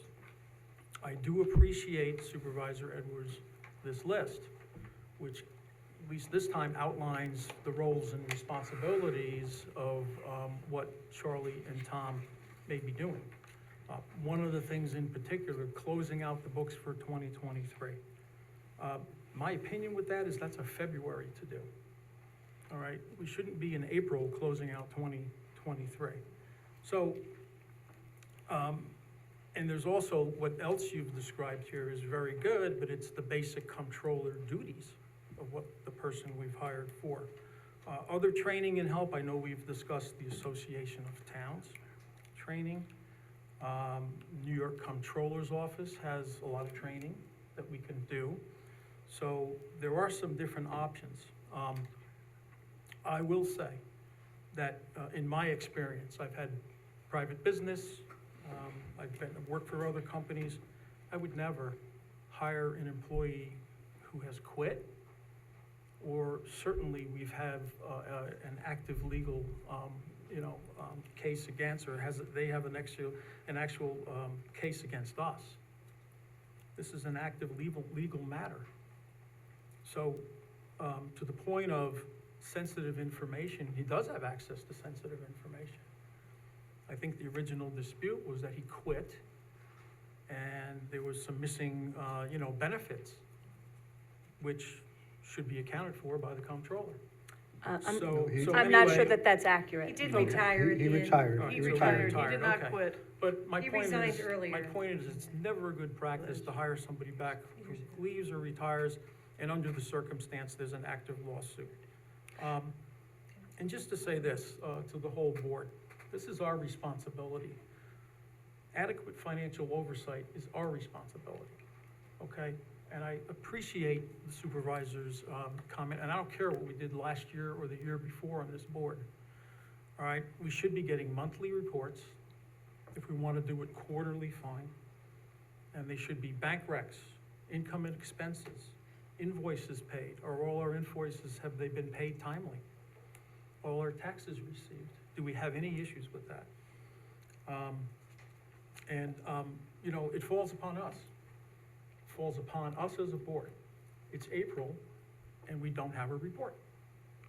Of any, We don't have a report because we didn't have a finance department. that's no excuse, that's no So, excuse. so I have two, but I have two other responses. First of all, I believe that, just to respond, to answer Board Member Reuter, I believe that we authorized 5,000 before, and that we are now authorizing 10,000. I believe that's the total that we have authorized, but there may have been an Well, additional there was one. 2.5 in the beginning, 2.5. plus right. another 4. Yep. I would say brings me that, up right. to 20-something. Some of the comments here, I think, reflect a misunderstanding that what's needed is training the new comptroller. And I disagree with that. I think that's not the case. The issue is that closing out 2023 requires that everything from 2023 be in a place where you can close it out. And we have a substantial number of things that are difficult to account for and reconcile appropriately. Therefore, we need some help to figure out how to make that happen in order to close things out properly. So the issue is not training. That we have in fact taken care of, and your suggestions were exactly right. And in fact, Manal will be at the GFOA tomorrow and the next day, but has already done 2 rounds of training and some other, we brought in all the sources necessary to get her up to speed. She has a background in auditing, as we discussed when we hired her. She has a background in in the private sector. So there is some adjustment to the software that we use here and to the municipal ways of doing things. But training is not the issue. The issue is, frankly, that we have gone a very long time in the town without having regular board reports. And I agree with you that the board should receive a monthly report. I think having that come to the public quarterly at least would be helpful to actually have it at a board meeting. But we should be keeping tabs monthly, and that has not been done. So getting to that point is taking us a little while. Can I say something So that's just some context here. But I agree with you completely with your point at the end, which is that we need to get things going the way they should be going, and the board needs to have that information. And we're working to do that, and we believe, Manal, I'll speak for her, she and I believe that this help is what will get us where we need to go. And we do have a goal of June and July being the time. In the meantime, we have to file our annual financial report. We need to file our ARPA report for the American Rescue Plan funds, and we need to do our audit, right? AFR. We need to do, right, the AFR, which used to be called the AUD, right? The AFR and the ARPA and also our audit all have to happen between now and June. And in addition, we need to make sure that by June, we have a mid-year report and a report on the closing out of 2023. 120 days after the fiscal year. Exactly. And we're working on So, it. Right, okay. last year's AFR was filed, I believe, in November. So we have not been on time with many things. We are trying to move as much as we can toward getting things on time. But it's taking us a few months. And I think this assistance from the role, Mr. Emberger's role is predominantly that he has been here and can help us figure out how things have been done. For the long term. The litigation, Yeah, I mean, I don't feel comfortable with that at all. Yeah. Mr. Nelson and I consulted, and as he said, we made sure that Mr. Emberger had consulted his lawyer, we consulted ours, and made sure to silo the two things into different categories. I just wanted to say something that, because I'm not in on all of the whole thing, but Jessica is extremely smart and smart as a whip. But she was the comptroller for a year. She was deputy comptroller for a while. Charlie, whatever, he was the comptroller when I first started in 2003. Then he left, then he came back, so he has some years' I'm sure he has experience here. knowledge, but he's suing the town. Can she finish? But I just wanted to say that, that piece might be the missing link, because I know I took over after Sue Miller, and I was the deputy for 10 years, and she was the town clerk, and I did a lot of work. But there were some things that she did do that I didn't know. You know what I mean? I think sometimes even if you become that person, a year isn't enough. There might be things you miss or whatever and there might have been things that, I don't know, I'm just saying. Certainly. And I'm not saying that I think you should bring Charlie back or that you should but even if we got somebody new, I think we would be starting all over again. Right. And I just want to add to that, Munis is a bear. That system is rough, in a nutshell. And I only have to do POs in that stupid thing. If I had to work that on an everyday basis, I would leave, 100%. So, That's all. Oh, It's a hard, I- it's a hard system. I appreciate that, and I just want to say, our credit rating was good, all our books were Yeah, up to yeah, date. yeah. We No, I'm not got saying they're regular bad. reports yearly, so I'm not knocking any other board. No. We would like to move forward, you want to do monthly, that's fine, but our books were always in order. I'm not comfortable having 3 people doing the work of what one could do with Manal. So if we're gonna vote on this, let's just vote on this, yay or nay. We, obviously, there's some of us here don't want Mr. Umberger retained at this point in time. Some of us we are not familiar with Mr. Carey, okay? You know him, I do not. I'm comfortable with Manal's understanding. When I've talked to her, I'm comfortable with Mr. Video coming in and really just knocking this thing out, so we don't have to keep having these expenditures. But Supervisor, it's your call. What would you like to do? We've expressed our opinion here. Right. And we could keep this going all night long, or we could just move it along and vote on Well, it. I appreciate Supervisor, your comments too, but, you know, it's our responsibility, but we also owe it to the people to be able to get these reports, and I appreciate what you've said. so. absolutely. So this represents my recommendation of the best way to get us where we need to go. The board ultimately decides. So if someone else on the board wants to amend it, or if we, I'm happy to take amendments. If people want to have further discussion, that's great. We can also take it to a vote, right? I'm happy to do whatever is the board, what the board wishes. It sounds like people would like to call a vote, but I want to make sure if there's anybody else who wants to amend or speak, that we don't cut off any debate before we vote. Okay, well, I know we have an amendment on the board, we have the original amendment, not to exceed, what, 10,000, the number? Right. That was, I thought, a friendly amendment, just to specify that we were transferring funds, but as the clerk pointed out, we're just transferring those funds, so we may not need that amendment at all. Okay, so. We don't know that we're spending the whole $10,000, we're putting that much in there so that at this hourly rate, we have it if we need it. Right, if you were gonna spend more than that, you'd have to transfer again, I think. Right. Right, this is that's a cap, So- there's no more than that to spend. Okay, so we have a lot of different opinions here, so this could be a minute.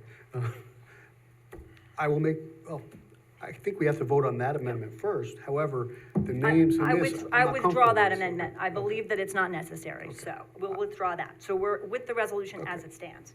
With the resolution as it stands, I would like to make an amendment that we retain Jessica Servideo only to help get us in order in the service.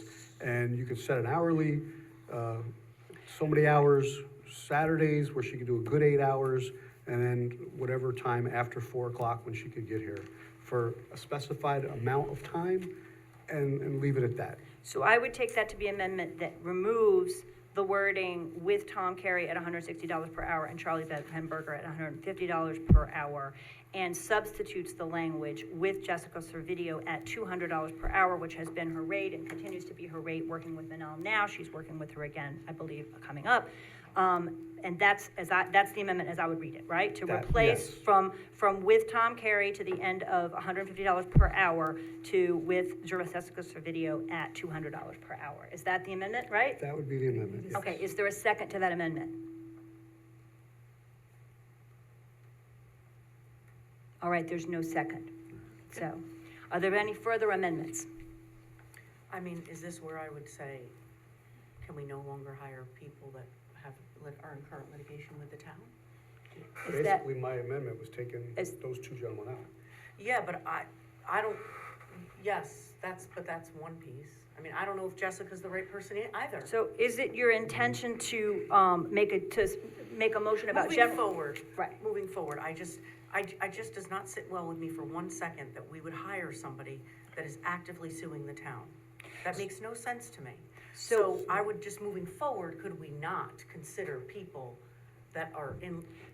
I think you can make an amendment now to say we will not proceed with any hires of anybody who has pending litigation with the town of Poughkeepsie. Right. That's what you're saying. Well, so that's a different resolution guys, than the one in front of us. The So one in we front of could- us, I didn't get a second, so now we move on. If somebody wants to change this language, now's the time. Either you want Tom Carey and Charlie Umberger, I'll or you take do Charlie. not. I mean, I'll right. take Tom Carey, not Charlie. So if you want, so there's 2 things you can do and then council, please let us know if I'm not correct. You could remove Ann Charlie Umberger at $150 per hour specifically. You could make an amendment to take that out, which would speak to your larger principle. Fine, If you- that's my amendment, taking Charlie out Okay, of this all right. equation. So then it would be consulting services with Tom Carey at $160 per hour in a form acceptable. Yes. Right, all right, that's the amendment. Is there a second to that? Second. All right, it's second. All right, then is there discussion of that amendment? I mean, I just have a point, like, say Charlie wasn't involved, could Tom complete the tasks? I don't believe so, Okay. because I believe that the role that Mr. Emberger is playing is helping us to understand some long-term patterns of how things have been done in the town and literally locate things that need to be located over from a long time back. And Mr. Carey has never been employed by the town, so. Yeah, as I say, this is my recommendation for the best way to get us where we need to go, which Mr. Reuter has very clearly articulated where we need to get to by June or July, and this is this is my recommendation, but the board will vote. I'm gonna maintain consistency since February. I'm gonna vote no. Wait, on we haven't either even the amendment or, you know, the resolution, because we don't know. Oh, yeah, we second mine. Yes, we got a second. Nobody. I'm sorry, Oh, Mike's sorry. on. Oh, you want to vote on that? Second, Or no, we just keep no, discussion? the Okay. amendment's on the floor. The So, amendment's on the floor. because we don't know, I don't know how much we've spent. I think we can take a stab at it, but I don't know where we're going and when it's gonna end. So, you know, and I don't know who comes up with these rates, but, you know, $200 and $1 an hour and 160, I mean, we're talking in the 300,000s here. And we keep rolling. That's the annual. 300,000? Well, that's what it takes times 37 hours times 5. That's the rate that they're getting paid. It's $160 an hour. Well, the maximum that Calculated we're out. appropriating here is They're a 10,000. part-time I bel- employee, right. they're not Right. with Right. benefits, So- they're not so- I bel- $300,000. So I don't think that it was thought out well with the amounts. And we have now, according to my calculations, we're up over 20,000 and growing. By my calculation, we have appropriated 2,500, 5,000, and 10,000, which would be 17,500. We're also employing the current comptroller at a rate of $93,000 a year, whereas the former comptroller was making $127,000 a year. So we have considerable savings already in our budget in the comptroller's, the line. And I would say these are not employees, these are contracted consultants that we're working with. We're not employing either of these individuals. They are assisting us to get where we need to go by June. But again, that's my argument. I'm happy to take a vote when people are ready to take a vote. Is there any other comment on the amendment? Should we take a vote on the amendment? Sure. Okay, The the amendment, being the that amendment, Charlie is right. out of it. The amendment being that, to propose to remove Ann Charlie Emberger at $150 per hour. Those words are to be removed, okay? Mm-hmm. All right. Is that what it was? Those in favor of that amendment? Aye. The 3 ayes I heard. Yeah. Are there those opposed to that amendment? Nay. Nay. I believe that was 3 yeas and 4 nays. We can take a roll call vote if anybody Let's would take a like to roll do call that. vote Roll on call? that, please. Nay. Okay, that'd be great. Nay. We're taking a roll call vote. So, Oh, you're voting nay no matter what? No, on the we're amendment. on the first. on the amendment, this is the amendment. Nay. You're in The amendment favor is of the to, amendment. is to eliminate To eliminate Mr. Charlie. Oh, I'm sorry. Emberger. Yes, aye. So, Thanks, I'm getting, Okay. aye. I got it straight in my head. Nay. Aye. Nay. Aye. Nay.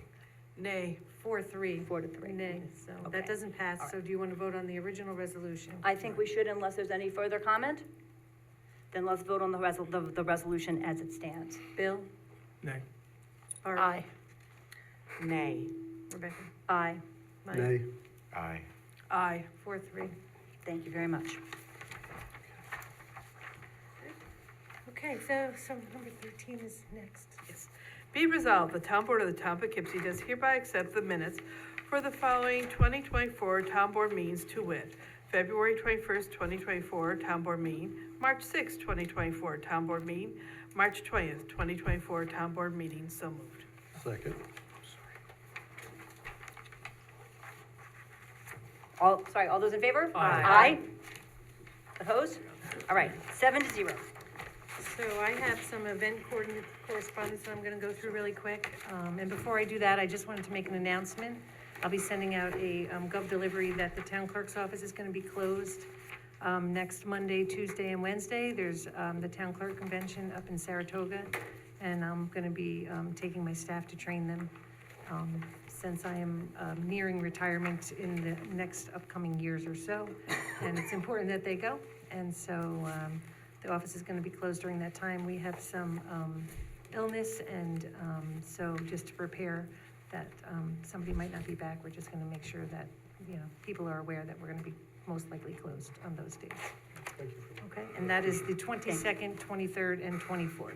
Wonderful, thank you.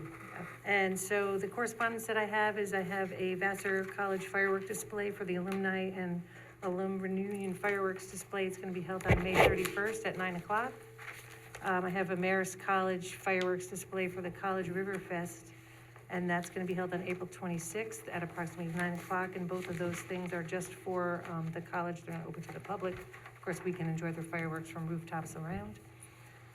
And just for people to know that their dogs might want to be, some people do not like fireworks. So, and then we have a redo of a waiver to the Olympia Hotel Management liquor license for Vassar College, doing business as the Heartwood.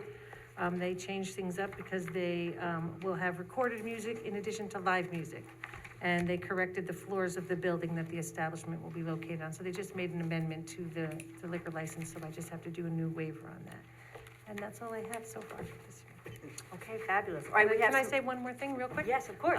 So our food trucks are coming in fast and furious, and so we now have probably 14 that are now licensed in the town of Poughkeepsie. So anybody that is holding these events, they can go on my website and we update it on a regular basis. And as we brought up about the changes with the dwelling units and stuff to that effect, I'm gonna make a couple of changements in the event chapter. Just a few tweaks now that I've been kind of thrown into the throgs of it with the new food truck law and whatnot. There's just a few minor things that'll make it run more smoothly as far as additions to what is a seasonal event and what needs to come before the board and what doesn't. So that'll be coming soon. And I did talk to the county executive today about the food truck situation, and they are looking at that in different towns, so we can talk further. Yeah, I'm gonna about be trying meeting to- actually Friday morning with Jenna from the Board of Health, who actually does that piece of food trucks. We're gonna meet on Friday, we wanna have a discussion, and then Senator Serino and I in May, we're gonna get together also and, talk about this whole fire inspection thing, and is there a way we can do it at a county level so that they don't have to incur an expense in each individual town it's a whole big thing, but it's taking up a lot of my time, and I'll be happy to Duly noted. eat at one in the near future. Okay. All right, thank you very, very You're much. Okay, we have committee reports, and then we have comment on any item that is not on for people to speak on any item. As far as finance, grants, and revenue, I think we've talked a lot about grants and a lot about finance tonight, and don't necessarily need to talk about that more. Mr. Carey will be consulting with this, and I think that will put the finance and grants and revenue committee in a good position to begin reporting by mid-year, as we said. I want to thank Manal Patel, our controller, who's immensely competent, but is facing a lot of challenges in getting the books in order, and she and I will be working together with the Finance, Grants, and Revenue Committee as well. So, senior services? We met, and we are going to start probably next month at our May 8th meeting at 10 o'clock. We're going to have our pre-meeting before that, and then we're actually going to meet with the seniors and see what they want, to tell, what we could probably help them out with, or, anything that they want. So it'll be like an open little session. We have a couple trips coming up. One is tomorrow, Carole King musical, going to White Plains.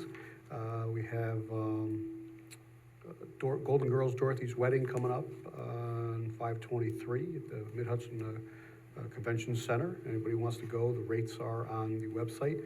And in June, they have Villa Roma, Diana Ross Gladys Knight tribute.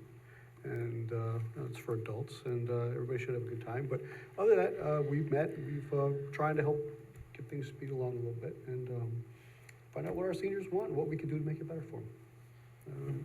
And do you have anything you want to add, or No, I think you pretty much covered it. Bill? No, other than the fact that, we still are continuing with the Coffee with Councilmen, program on a monthly basis. Next month, I'm gonna have, with our new K-9 officer, and Vanier is gonna be there. I forget the date, but we can look that up, and it's the middle of next month, I believe, so. And it's a wonderful, wonderful center. to be able to participate, and the seniors really love to have you come out, introduce yourself, and come along and help out with things. So there's a bunch of things that we're working on for improvement, so thank you, Mike and Ann, working for it. And there is, you Supervisor, you know the shredding is going to happen there? I'm sorry? Do you know that date? Shredding event is, no, May May 18th, is that right? May 18th. Okay, we have. So we're gonna make free shredding available at the senior center for people who wanna come and shred documents. And we're looking to see if we can Saturday or- provide some additional some additional resources and information for the Office for the Aging and others on, how to protect yourself from scams and fraud. So May 18th is also the night Chris O'Leary's playing at the Falcon. it is. And he is a veteran, and he actually wrote a song about veteran suicide called I Cry at Night. If anybody, it's a wonderful, Falcon. beautiful song. Okay, I don't know what so made me come to think the of that. shredding event at the senior center, and then there's amazing music at the town crier that night. Oh, I'm sorry, the Falcon. At the Falcon, sorry, at the Falcon, okay. All right, and then I think we have the Parks, Recreation, and Youth Committee. Yes, so summer camp registration is open. Check out the town's website, poughkeepsietownrec.com. Sessions fill up quickly, so register early. The town is hiring seasonal park laborers and introducing pickleball lessons. And then wanted to confirm as well, May 18th, public shredded day between 9 and 12 p.m. I'm sorry, there was thunder on that one. We all Anything share the else, Ann, senior or- center, right, And that's Ryan? at the senior Yeah. center. Everybody's at the Fire senior safety. center. Okay. We have fire safety as a report. Yes, absolutely, and then any other liaison reports from others? Anybody who has liaison reports? We just left it open for whoever might want to report. I was just gonna mention that this Saturday is Earth Day, and there's many, many townwide cleanups. I know Mike already completed his. No, we had to reschedule. We may do Oh, it Saturday, but okay. I'm just waiting for a couple calls back, but it'll be done. So, you know, for instance, in the third ward, we're meeting down here at Goodyear at 10 o'clock. I don't know what anyone else is, but hopefully it's posted. Erica might have, Yeah, I mean, it- yes. It's on, all the right. cleanups are on the On the website, website. so I think grab there was some a link, gloves too, in the and newsletter. find a time and place that Yes. works for you and come out and join. We have garbage grabbers and we have bags and we have, Yes, bags and gloves will be provided, so. I don't think we have gloves, I think we have, Bring your own gloves. safety I have- vests. I safety buy the vests. gloves for my Okay. ward, so if you're Right. coming over to my ward, there'll Okay. be donuts and coffee. But it's great for kids too, so if you have anybody that has a kid who needs volunteer hours or. Not great for kids for me, we're gonna be picking up on Vassar Road, so no kids on Vassar Road. I'm on 44 and there's kids and we're still doing it. Boy. They'll be fine. But kids who need hours for volunteer, I've gotten a bunch of them. So send them down. I guess high schoolers. Yeah, they're fine. Yeah, we also have two Yeah, in we the all first played on ward the going street. on too, so. Oh, in the first? First Yep. ward, we have Yep. two. There's On cleanups in Saturday. every part of town, so Right. check the website and find one and come out and help us out and we'll help make the Right. streets look good, for the spring and summer. Any Yep. other liaison reports? Yeah, I do not have a liaison report for Climate Smart Task Force, because that was really covered with our community solar project. And the Joint Water Board had 2 big resolutions for grants, so I think I'm good. Yeah, Bill and I met with Jeff Renahan from the Hamburg Fire District, George Finn from Arlington Fire District. Our big thing was battery storage, which I forwarded some information to all the board members to review. We are looking to check in with Central Hudson about suppression systems. We're trying to understand how we may be able to gain more information for the town. I sent it to Mike Welty as well, for the battery storage, large scale. That was our big thing. Our inspections are still going on with the buildings. You'd be amazed at some of the things that we learned when you read that material, though. But there's thermal runaway, that's what they call it, when something does start on fire. And you could dump a car in water and it'll still burn underwater. So we're learning these things, but so far it can be safe depending on how you build them. So let's talk with Mike Welty, because I do think that, the battery storage folks can bring information about the specific systems they're proposing, and we ought to talk with the fire chiefs about that. I think that would be a good idea. So we can, I don't know if we want to coordinate with all 3 departments at the same time or do it separately, but, Well, there was a recommendation made to work with a company called Labella that does an independent survey.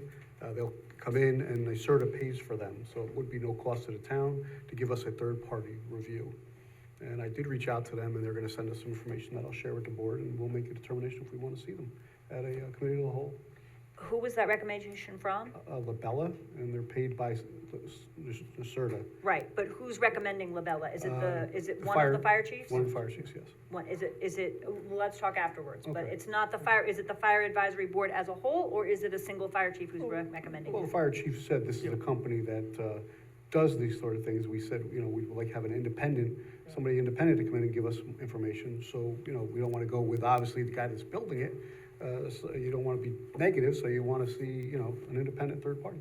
Yeah, I think, if I can add to what Mike said, the discussion was more on the emergency services coordination and response. Right, Because, and that's what like, who is the expert with these types of fires? And when will they be called? Like you're doing an emergency plan for a large company or a town. You have to have contractors, you have to have transportation, you have all these things combined. And so there's an unknown there. And the unknown is no one really on the fire department has experience with these types of fires right now. And, who are the experts and where are they called? So as example, I brought up was in Con Ed in New York City, if there's an electrical fire, Con Ed has their own 9 or 10 emergency services. I don't know what they call them anymore, but, directors who actually command that type of fire. right. So how will that work if we put it here in the town of Poughkeepsie? And that's what the discussion was, so. Right.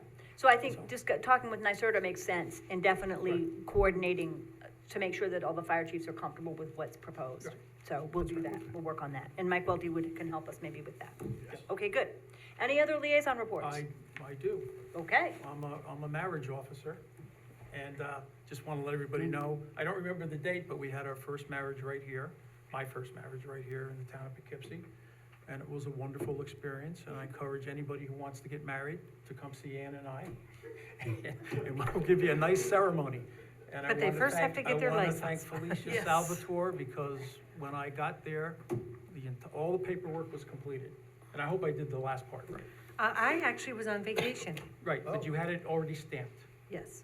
Right, so somebody stamped it for you. Yes, they do, before Okay. one is referred to a marriage officer, they must obtain a marriage license. Yes. And that is done at any town, city, or village hall.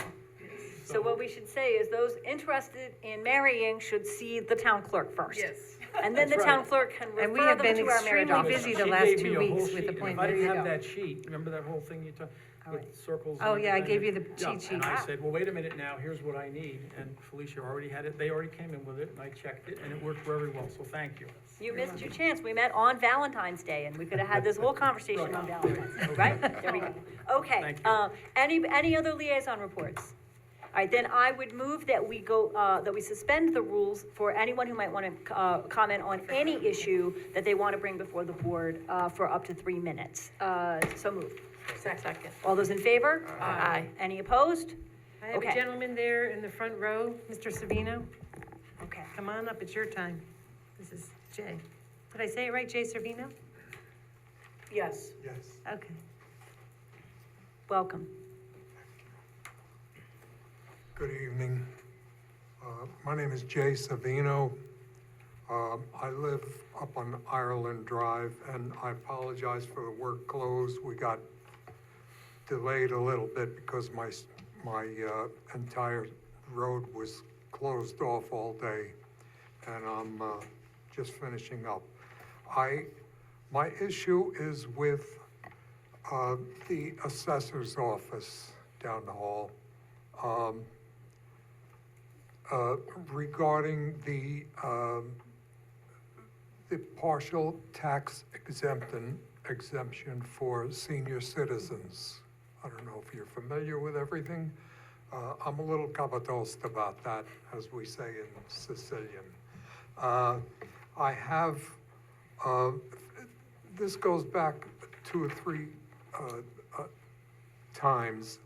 The first notice I got from them said it was denied because I left something blank on the original application. So I went down there and I found that I forgot to include my grandson, who goes to the Arlington School District. He's in the 2nd grade.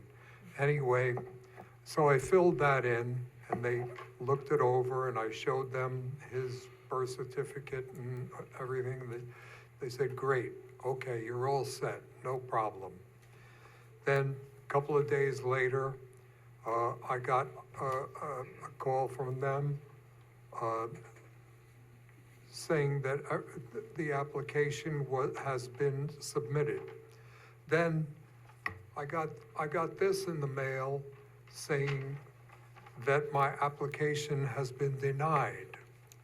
And the reason for the denial is the fact that one of the things that's checked off here, it says you're denied because you did not satisfy the requirements concerning public school children, child attending public school, residing on premises, and school district does not permit exemption in such a situation. School tax purposes only for grades pre-K through 12. I'm a little confused about why, since I'm a senior citizen, and why, since my grandson lives with us, am I being denied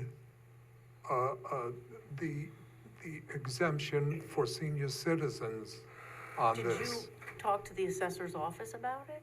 Yes. Yes, and Jennifer just, It wasn't Jennifer, I think it Okay. was her assistant, but it was day before yesterday, was the last time I was there.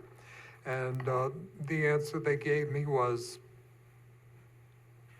so That was the they said answer? the next thing you should do is go to the town meeting and bring the matter up to them. And But I think, I think we might want to talk through what's a matter of state law and what's a matter of local option.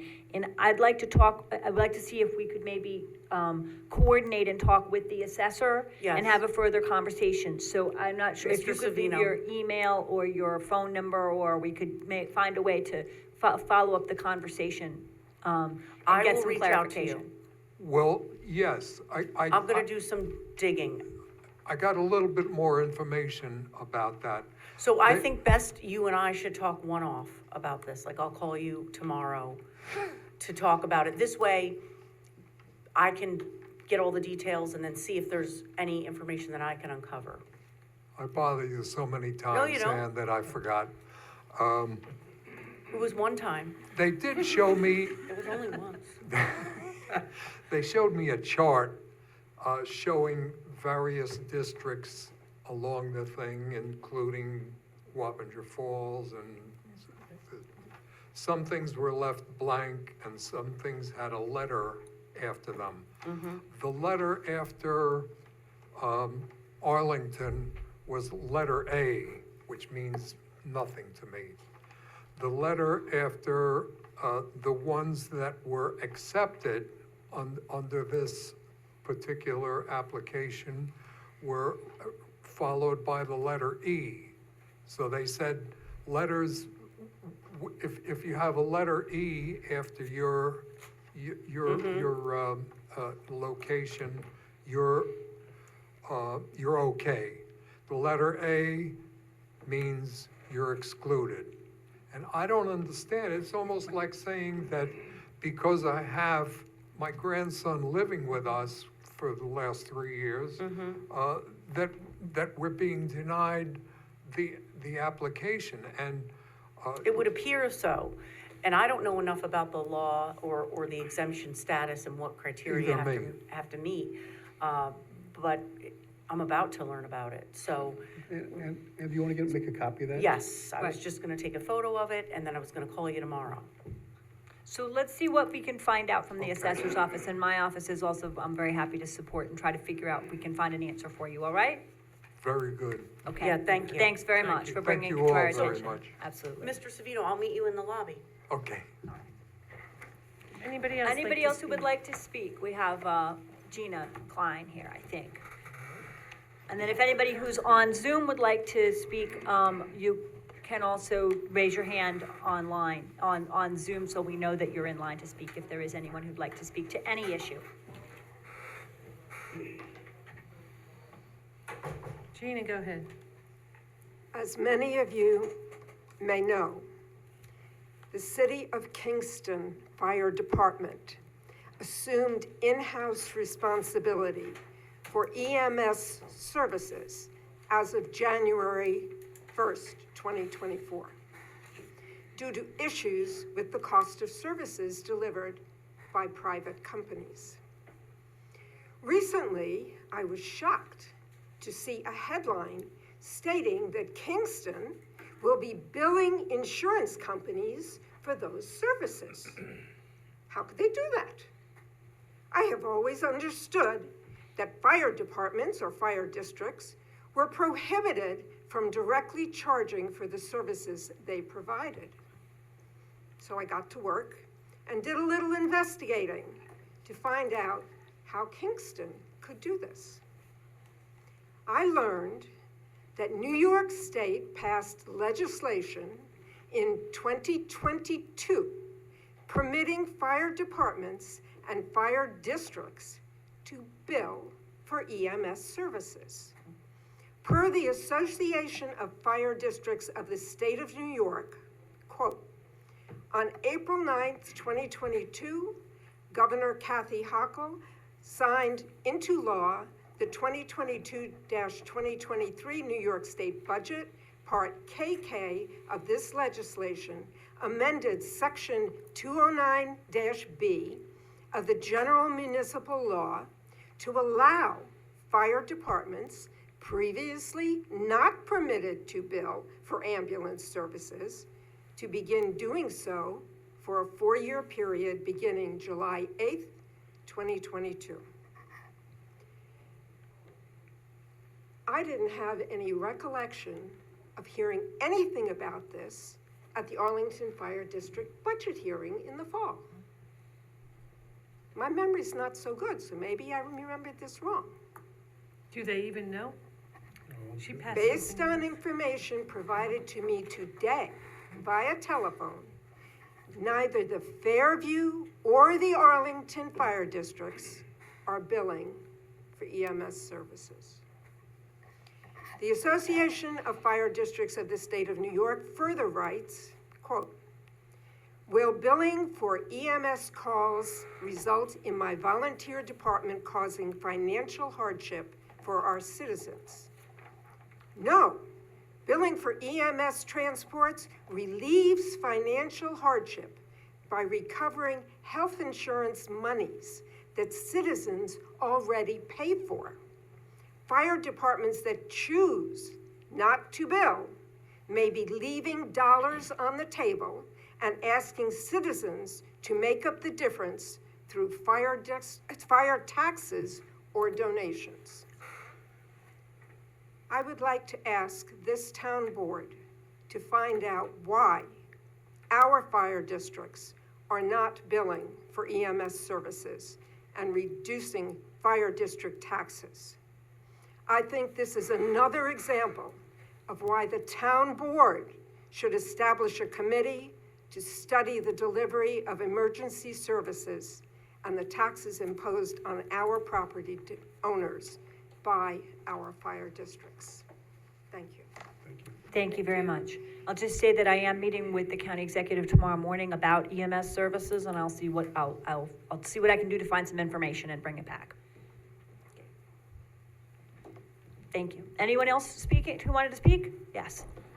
Oh, got a couple more folks.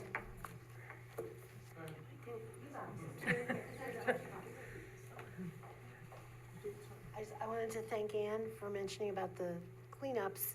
I also wanted to remind everyone that the Climate Smart Task Force and the CAC will have a table at the Dutchess County Earth Day event this coming Saturday at the Vassar Barn. A whole lot of us will be there. Information about the community campaigns, other information, Barb will be there. So, Is that 12 to 2? It is 10 to 1:30, I think, at the Yeah, barn. it's 10 to 1:30. It's gonna be great. Last year they did it in Millbrook, it really didn't fly, but this should be much better. Also, Erica asked me to remind everyone that the survey, the composting survey, Oh, yes, is thank on you, the Susan. CAC web page. We're also gonna have flyers with QR codes, the whole thing. I just wanted to mention about Is there a due Saturday. date for that survey by any chance? No, it's because open. we don't have a grant yet, so we're Oh. just trying to collect information. Susan, did you see the numbers go, I mean, do you know how many people have completed the survey? How many? No, do you? Oh, no, I did. Okay. We'll This is we'd like everybody to complete it, so we're gonna Yes. have I've been flyers. You've been texting people. Feverishly texting. We've been getting the word out, but we wanted to mention those two things. Yes, Thank you very I much. forgot about the compost. Thank you very much. There was someone else who wanted to speak?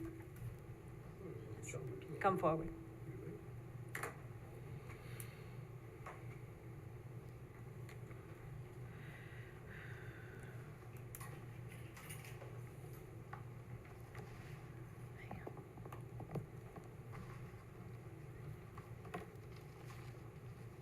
Hi.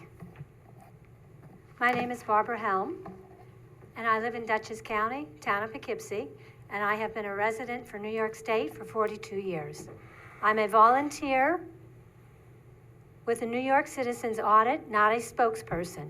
The New York Citizens Audit is part of the United Sovereign Americans, which is a nationwide organization with thousands of active volunteers in over 20 states.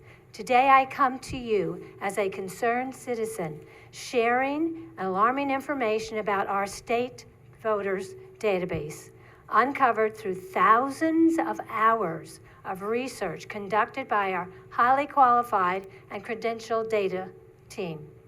While the numbers are staggering and somewhat difficult to comprehend, one thing is clear: they don't add up.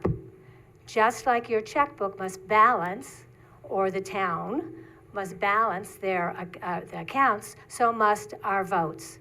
If you had 10,000 fewer dollars in your bank account than you had deposited, you would certainly want to know what has happened. If a company had that significant discrepancy in their books, they would most certainly conduct an audit. In fact, yearly audits are required by law for all public companies. Our audit in the 2022 election, using the official data provided by the state election officials, show that the 2022 election may not have been accurate or legally compliant. We are not saying one candidate won over another or that the election should be overturned. The state's official data from a certified election shows that the votes as counted were not all valid or accurate under the law. Tonight, we will present with you a resolution demanding an end to the inaccuracy and uncertainty plaguing our elections, along with the summary of our findings and the laws that apply. We are happy to meet with you or to go over this information, including more details about specific findings. If you have questions that we cannot answer now, I will commit to getting you the answer in writing from the New York Citizens Audit and the United Sovereign Americans executive team as soon as possible. This data and our request for an investigation have been shared with the state election officials and law enforcement. It is essential that you, as our representatives, make it clear that these issues must be taken seriously. Today, we come to you, our closest elective representatives, for support and action. We are asking that you listen to the resolution, please listen, and ask questions if you have them, and then vote promptly for its passage. Your action on this resolution will illustrate your dedication and support to the concerns of our constituents and your country. Thank you for we'll have 3 speakers, and they'll be reading the resolutions in 3 parts, and our final speaker will conclude with a presentation. Now, all of this, I'm going to hand you something, and all we're saying in this resolution with facts, and you guys are so busy and doing so much work, I'm going to set it up that you can say, vote now tonight, because you've already heard some of this stuff. This is not new. whether it's yes, I agree that we have to have good elections, or no, I don't agree, we should have good elections, because that's what this is all about. And that you can do it as afterwards when we're finished. So in terms of process, I appreciate, 3 minutes for each speaker, and then you're welcome to leave the resolution with us. It's not something we would want to put on the agenda tonight, but we can all take a look at it and determine whether we wish to put it on the agenda in future. Okay, that's okay. Yeah, We're in the public comment period now, so we're Yes. happy to Okay. receive that public comment. Okay. And also, I'm sure you're aware that elections are done on the county level. Correct. We actually have no control over the Correct, roles correct, and that's how not what we're elections- asking for. Yeah. What we're asking for is we the people, and you, I am sure you also want honest elections. There's rules and laws and regulations. So we're going around to the different towns, the whole state of New York Citizens Audit is going to the whole state of New York. When we get our local towns to agree that we want clean an election. We do not want the cheating and all the stuff that has been going on for years. It's been going on for years. We don't want that. And so that's all it is. So it's not like you have to make a total agreement. It's like a vote, yay or nay. But you can do that. We're in the public comment period now. Correct. We're very happy to hear from Okay. each of the speakers. And then if Okay. you want to leave the resolution with I us, will. then we can do that that way. Do you have a website in case anybody wants to contact you? You will hear. Does this mic work? Yeah, it should work. You have to, sure, you have to turn it on, there's a little knob. Let's make sure that one's working. Yep, looks like it. It's good. Thank you. Thanks very much. Thank you.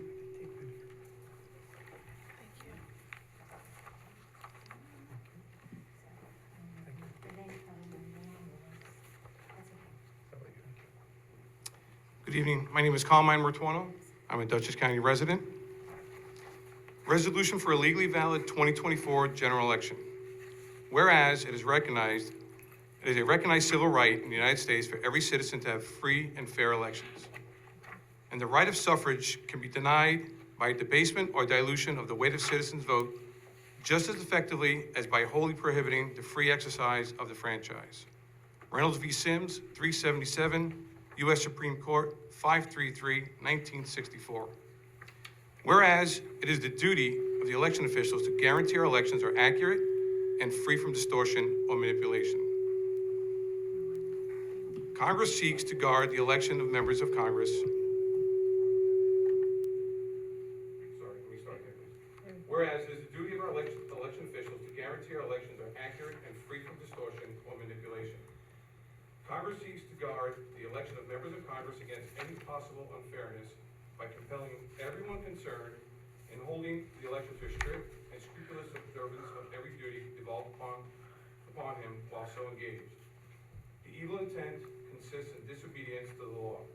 In re Coy 127, U.S. Supreme Court, 731, 1888. Whereas our constitutional system of representative government only works when the following four tenets of an election are upheld. 1, the voter rolls must be accurate. National Voter Registration Act, 1993. 2, votes counted must be from eligible voters. U.S. Constitution, 14th Amendment, Section 2. 3, the number of votes counted must equal the number of voters who voted. 4, there can be no more than 1 in 125,000 ballots in error by the voting system. Help America Vote Act, 2002. Whereas an open source audit of the New York State 2022 general election conducted by New York Citizens Audit has uncovered evidence of massive inaccuracies that appear to violate both federal and state laws, including 5,142,950 ineligible or uncertain registration voter violations found in the New York State voter roll database. 732,359 votes cast by ineligible or uncertain registrants. 35,312 more votes counted than voters who voted. No one knows who cast them. 745,246 apparent violations in excess of the legal standard of a system accuracy for a valid federal election. Maximum allowable system errors for the 2022 general election of New York State was 48. Certification as defined by law and attestation of accuracy and compliance appears to have been fraudulent and illegal.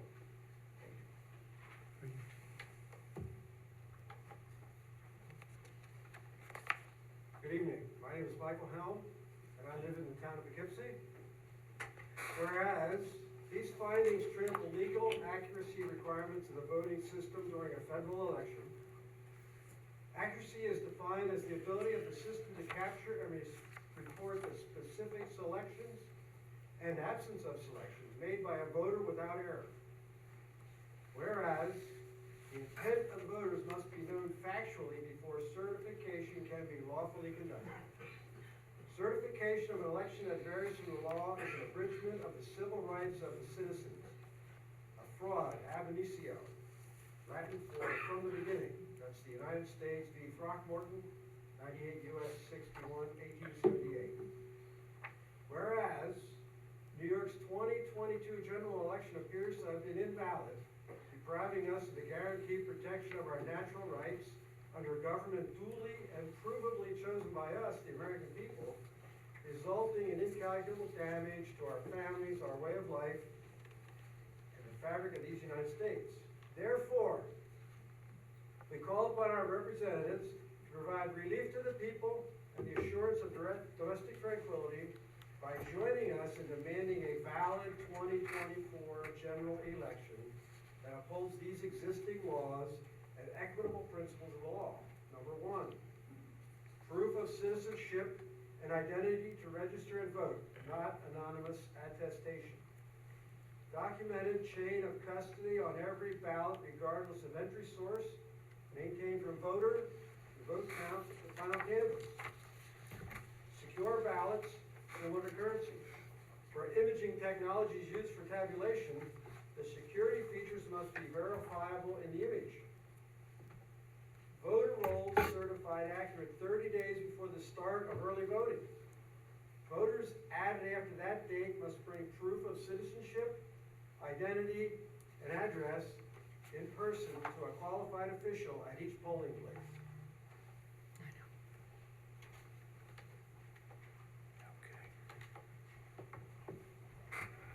Board members, my name is John Alford, I'm a Dutchess County resident.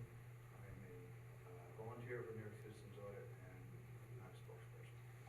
I just want to reemphasize that these are existing laws that we're asking to be upheld in the upcoming election. Number 5, systems, machines, security measures, procedures, infrastructure, policy, and conduct are required to be compliant with the law regarding certification, testing, operational validation, and operational implementation. Any breach will require an adequately strong audit to verify measured outcomes were within 10% of the margin of victory at a 95% probability. Number 6, a scientifically randomized audit of real ballots must be performed and meaningfully witnessed, proving the error rate is smaller than 10% of the margin of victory. Otherwise, a fully witnessed hand recount must be performed. All parties with more than 10% of the vote shall have full and effective observation right. Number 7, election operations and systems must maintain end-to-end chain of custody from vote, vote count, and final canvass, including auditability and witness transfer paper records. Number 8, adjudication must be signed off by party witnesses and candidate witnesses with full and effective observation rights. Candidates must be allowed immediate access to ballots, images, and CVRs. Candidates may agree to use party witnesses solely at their discretion. Number 9, end-to-end audits must be allowed by qualified, insured, and bonded security, forensics, or financial auditors. These shall not be personnel from within the election system. Reconciliation will include vote count, ballots, adjudication, CVRs, ballot count, voter count, custody transfer, and all including system logs if applicable. The aggrieved party must be allowed to select their own lawyer. Number 10, if the total of all unique variances above is more than 10% of the margin of victory, a new election must be held in the state of those candidates defective, unless it can be provably corrected by manual hand recount with a full review of records. Number 11, waiver of requirements is not allowed. Only end-to-end system compliance can guarantee the intent of the people is accurately recorded. Just obey the law. Thank you. Thank you very much. Good evening. My name is Liz Seary. I live in Dutchess County and have been a resident of New York State my entire life. I am also a volunteer with New York Citizens Audit and not a spokesperson. We just heard a powerfully written resolution outlining massive inaccuracies in our 2022 election, from registration through certification. In it, you heard us ask for meaningful remedies that will proactively protect the validity of the 2024 general election for all Americans. In fact, the resolution cited many U.S. Supreme Court precedents that support the need for such actions. Laws are being ignored. Bottom line, the checkbook is not balancing and we need certainty. The voting system, which controls our most vitally important right, the right to choose our representatives, is not producing an accurate, trustworthy result. Do you think that these anomalies within our election system, a system which is part of our national security infrastructure, should continue to be ignored? How much is it costing us not to fix the problem? How much is it costing our GDP, our military, our foreign policy, our health, the self-esteem of our children and young people, and how much is it costing our dignity to keep fighting each other? The cost is immeasurable, so I urge you to show your agreement by passing the resolution. Our website, showcasing our initiative statewide, has some great videos that explain the anomalies and apparent violations of law that are found in New York State. The website for New York Citizens Audit is auditny.com. That's auditny.com. I encourage you to check it out and learn more about our group. One more time, it's auditny.com. If you would like to learn more about our national organization, United Sovereign Americans, our website is uniteforfreedom.com. That's unite, U-N-I-T-E, the number 4, freedom.com. Once more, that's unite, the number 4, freedom.com. Thank you all very much for your time. Thank you very much. Hi, good evening. My name is Rhonda Dinger, and I live in Dutchess County. I've been living here for like 20 years.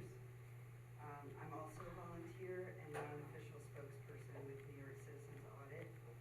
What you heard tonight is the culmination of thousands of hours of work by our highly qualified and credentialed volunteer data teams from this state and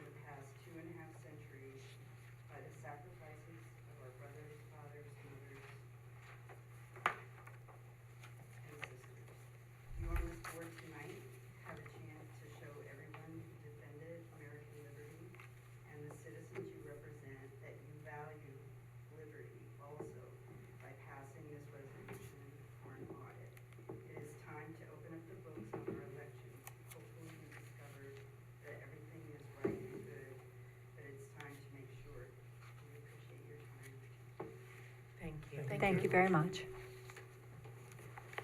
Are there any other folks here who would like to make a comment? Anybody on Zoom also, raise your hand if you would like to participate in the public comment session? All right, seeing none, I move that we return to the rules. Second. All those in favor? Aye. Any opposed? All right, and I think that at 9:32 PM, I would move that we adjourn. Second. They make it. All those in favor? Aye. Any opposed? All right, we are adjourned. Thank you very much for everyone for your public comment and for being here. Thank you. You got another half hour.